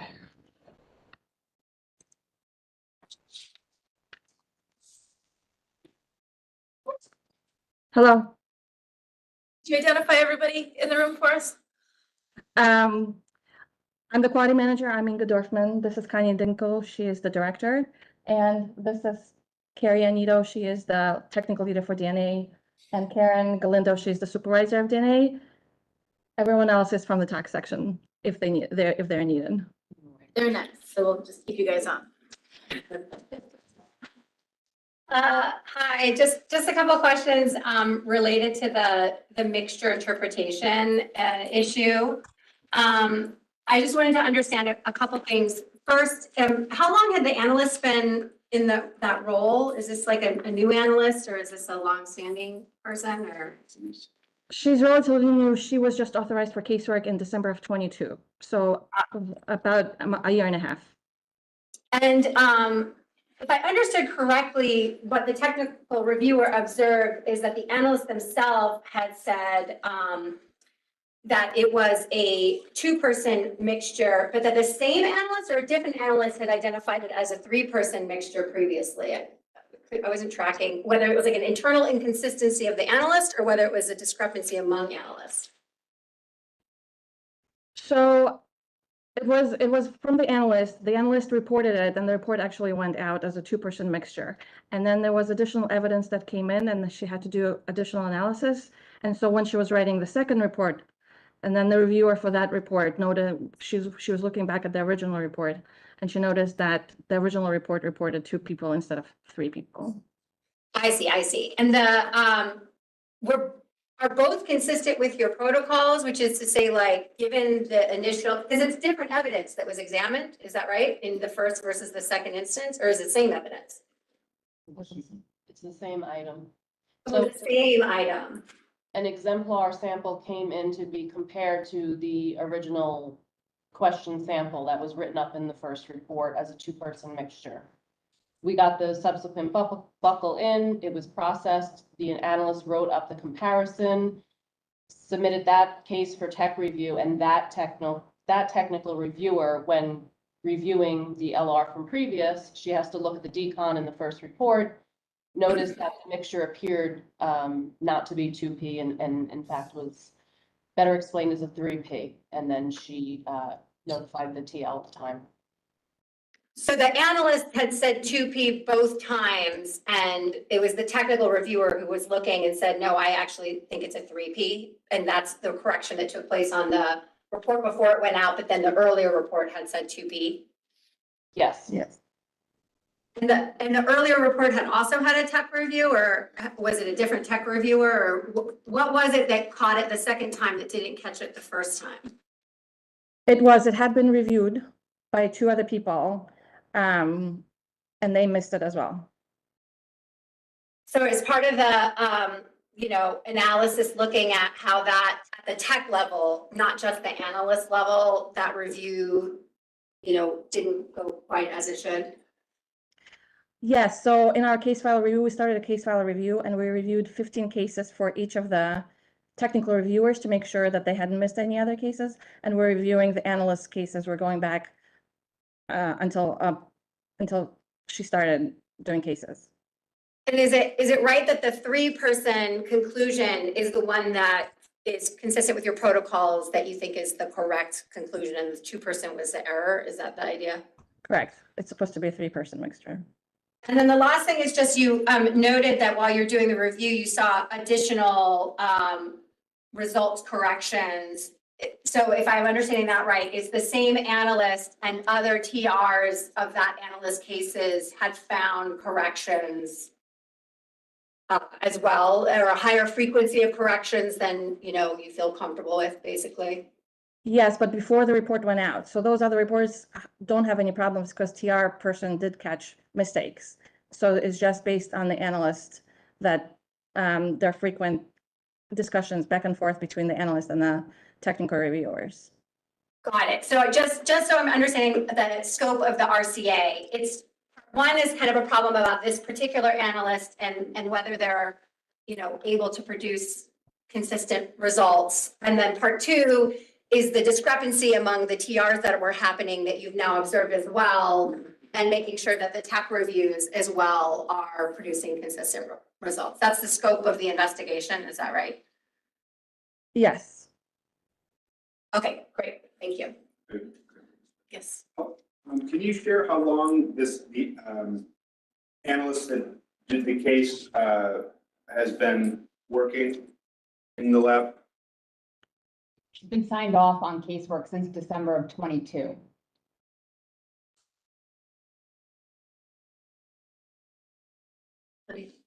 Did the first report go out as a mixture suitable? I don't know what your wording is in your reports. Did it go out as a mixture suitable for comparison, or was a profile able to be deconvoluted from that mixture? It went out as a 2P mixture suitable for comparison. I believe there was also an unknown individual deconvoluted from that 2P mix as well. So when the probabilistic genotyping software was used to do was that what was used to do the deconvolution? Yes, STAR mix. So it didn't give any errors with a 2P use? No, it did not. This was a family sample type, so, well, it had multiple members of one family. So it came in as a burglary case. It was a car swab. We had the complainant's DNA sample, but we didn't have anybody else who had access to the vehicle. It appeared as a 2P mixture with a couple of indications that a more seasoned analyst would maybe notice upon analysis and writing the report, would, indicate possibly there's a 3P going on here versus a 2P. So that is a really important, Yeah. that's so important that we're hearing that, because when they're relatives, you can believe, that's right, with sharing of alleles, you may think it's a 2P when it's actually a 3P. This wasn't a blatantly obvious type of case, a robust sample. It was, a lower level sample with members, parent-child relationships within the mixture. So that's a whole nother type of thing that you may need to ask the submitting agency about, can we get some other exemplars to really help kind of tease out who the real who could be contributors to that mixture. So actually, glad I asked. Yeah, absolutely. But so in terms of the primary and secondary diagnostics, there was nothing there in the 2P versus, 2-person versus 3-person. Like Gelbin Rubin was fine, log likelihood was fine. Yes. So forth. So this is something that it was just more of going back to a binary and looking at it and saying, okay, the continuous approach is an issue.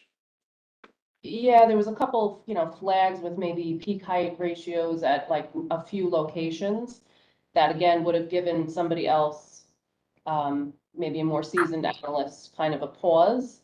Additionally, this analyst didn't have the contextual information about who else may have had access to the vehicle.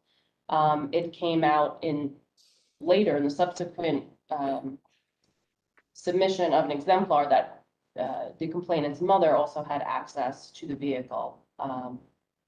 So knowing that information, mixture can be looked at a little bit differently there. This goes along the lines of having a more seasoned analyst where they might look at the case and say, I need additional information before I can move forward with this. There's the potential it has a kinship relationship. So that's something we're discussing in-house as well. Thank you.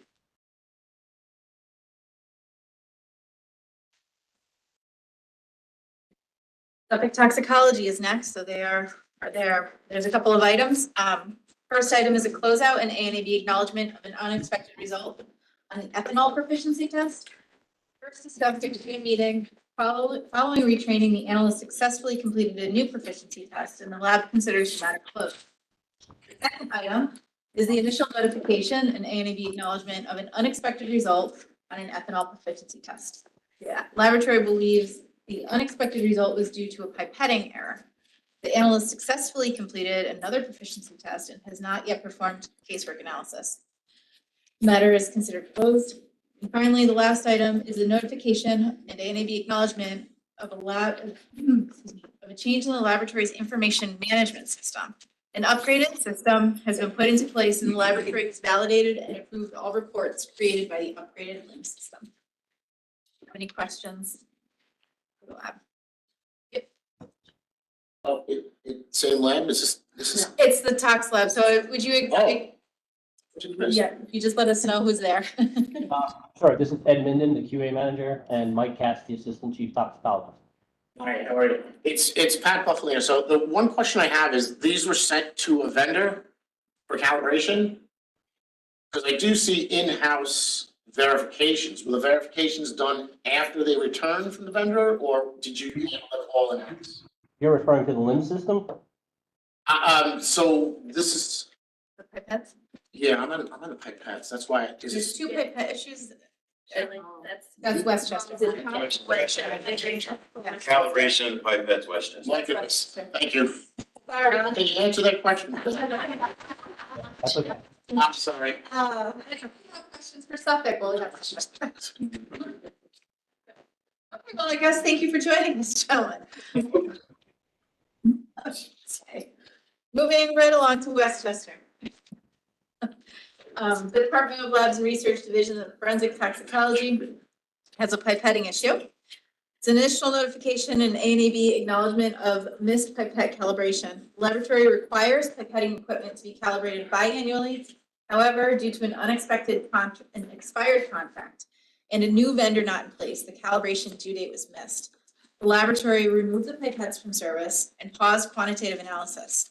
In-house verifications were performed to place pipettes back into service. As of September 20th, an appropriate vendor has not yet been approved by the Bureau of Purchase and Supplies. If no vendor is found by September 30th, the lab will remove the pipettes from service and perform another in-house verification. So there are questions for the lab. I do have one. Yes. Chris, We didn't get the Westchester folks. Hi, good morning, everybody. Hey, Chris, can you hear me? Yes. So I got one question. I think Shelley just answered it for me, but I thought at one point that these went out for external repair and calibration. No, what happened was we required the vendor to come in-house and they didn't want to. They wanted us to send it out. So that's why we canceled the contract. They've never left our service. Okay. Because my question was, were they in acceptable limits when they received them? And then were they in acceptable limits when you got them back? But because there was no shipping, it's a moot question. Thank you. May I ask one question? Yes. I'm assuming that the balance you're using to test the pipettes is calibrated by a different company then? Yes. And that balance is within calibration and it's still valid. All right, thank you. Any other questions? Thank you. All right. We have made it. We are done. Can I just make a comment? Looks like the proficiency form that DCJS created has made the document a lot of. Yes, thank you. And it's been, we've been able to kind of compare concerns apples to apples with that form, so it's been very helpful. I think my staff is probably grateful for the thanks, but We apologize for giving so much pushback. Just oh, thank you. Appreciate that. Well, 220 pages from Westchester, really necessary? I know there's a preference to keep the commission informed, but there were some of it seemed to be rather redundant and could have been, I don't know. It's an awful lot of your work to even donate it electronic. I mean, our work to look at pages that are totally uninformed. Just a comment.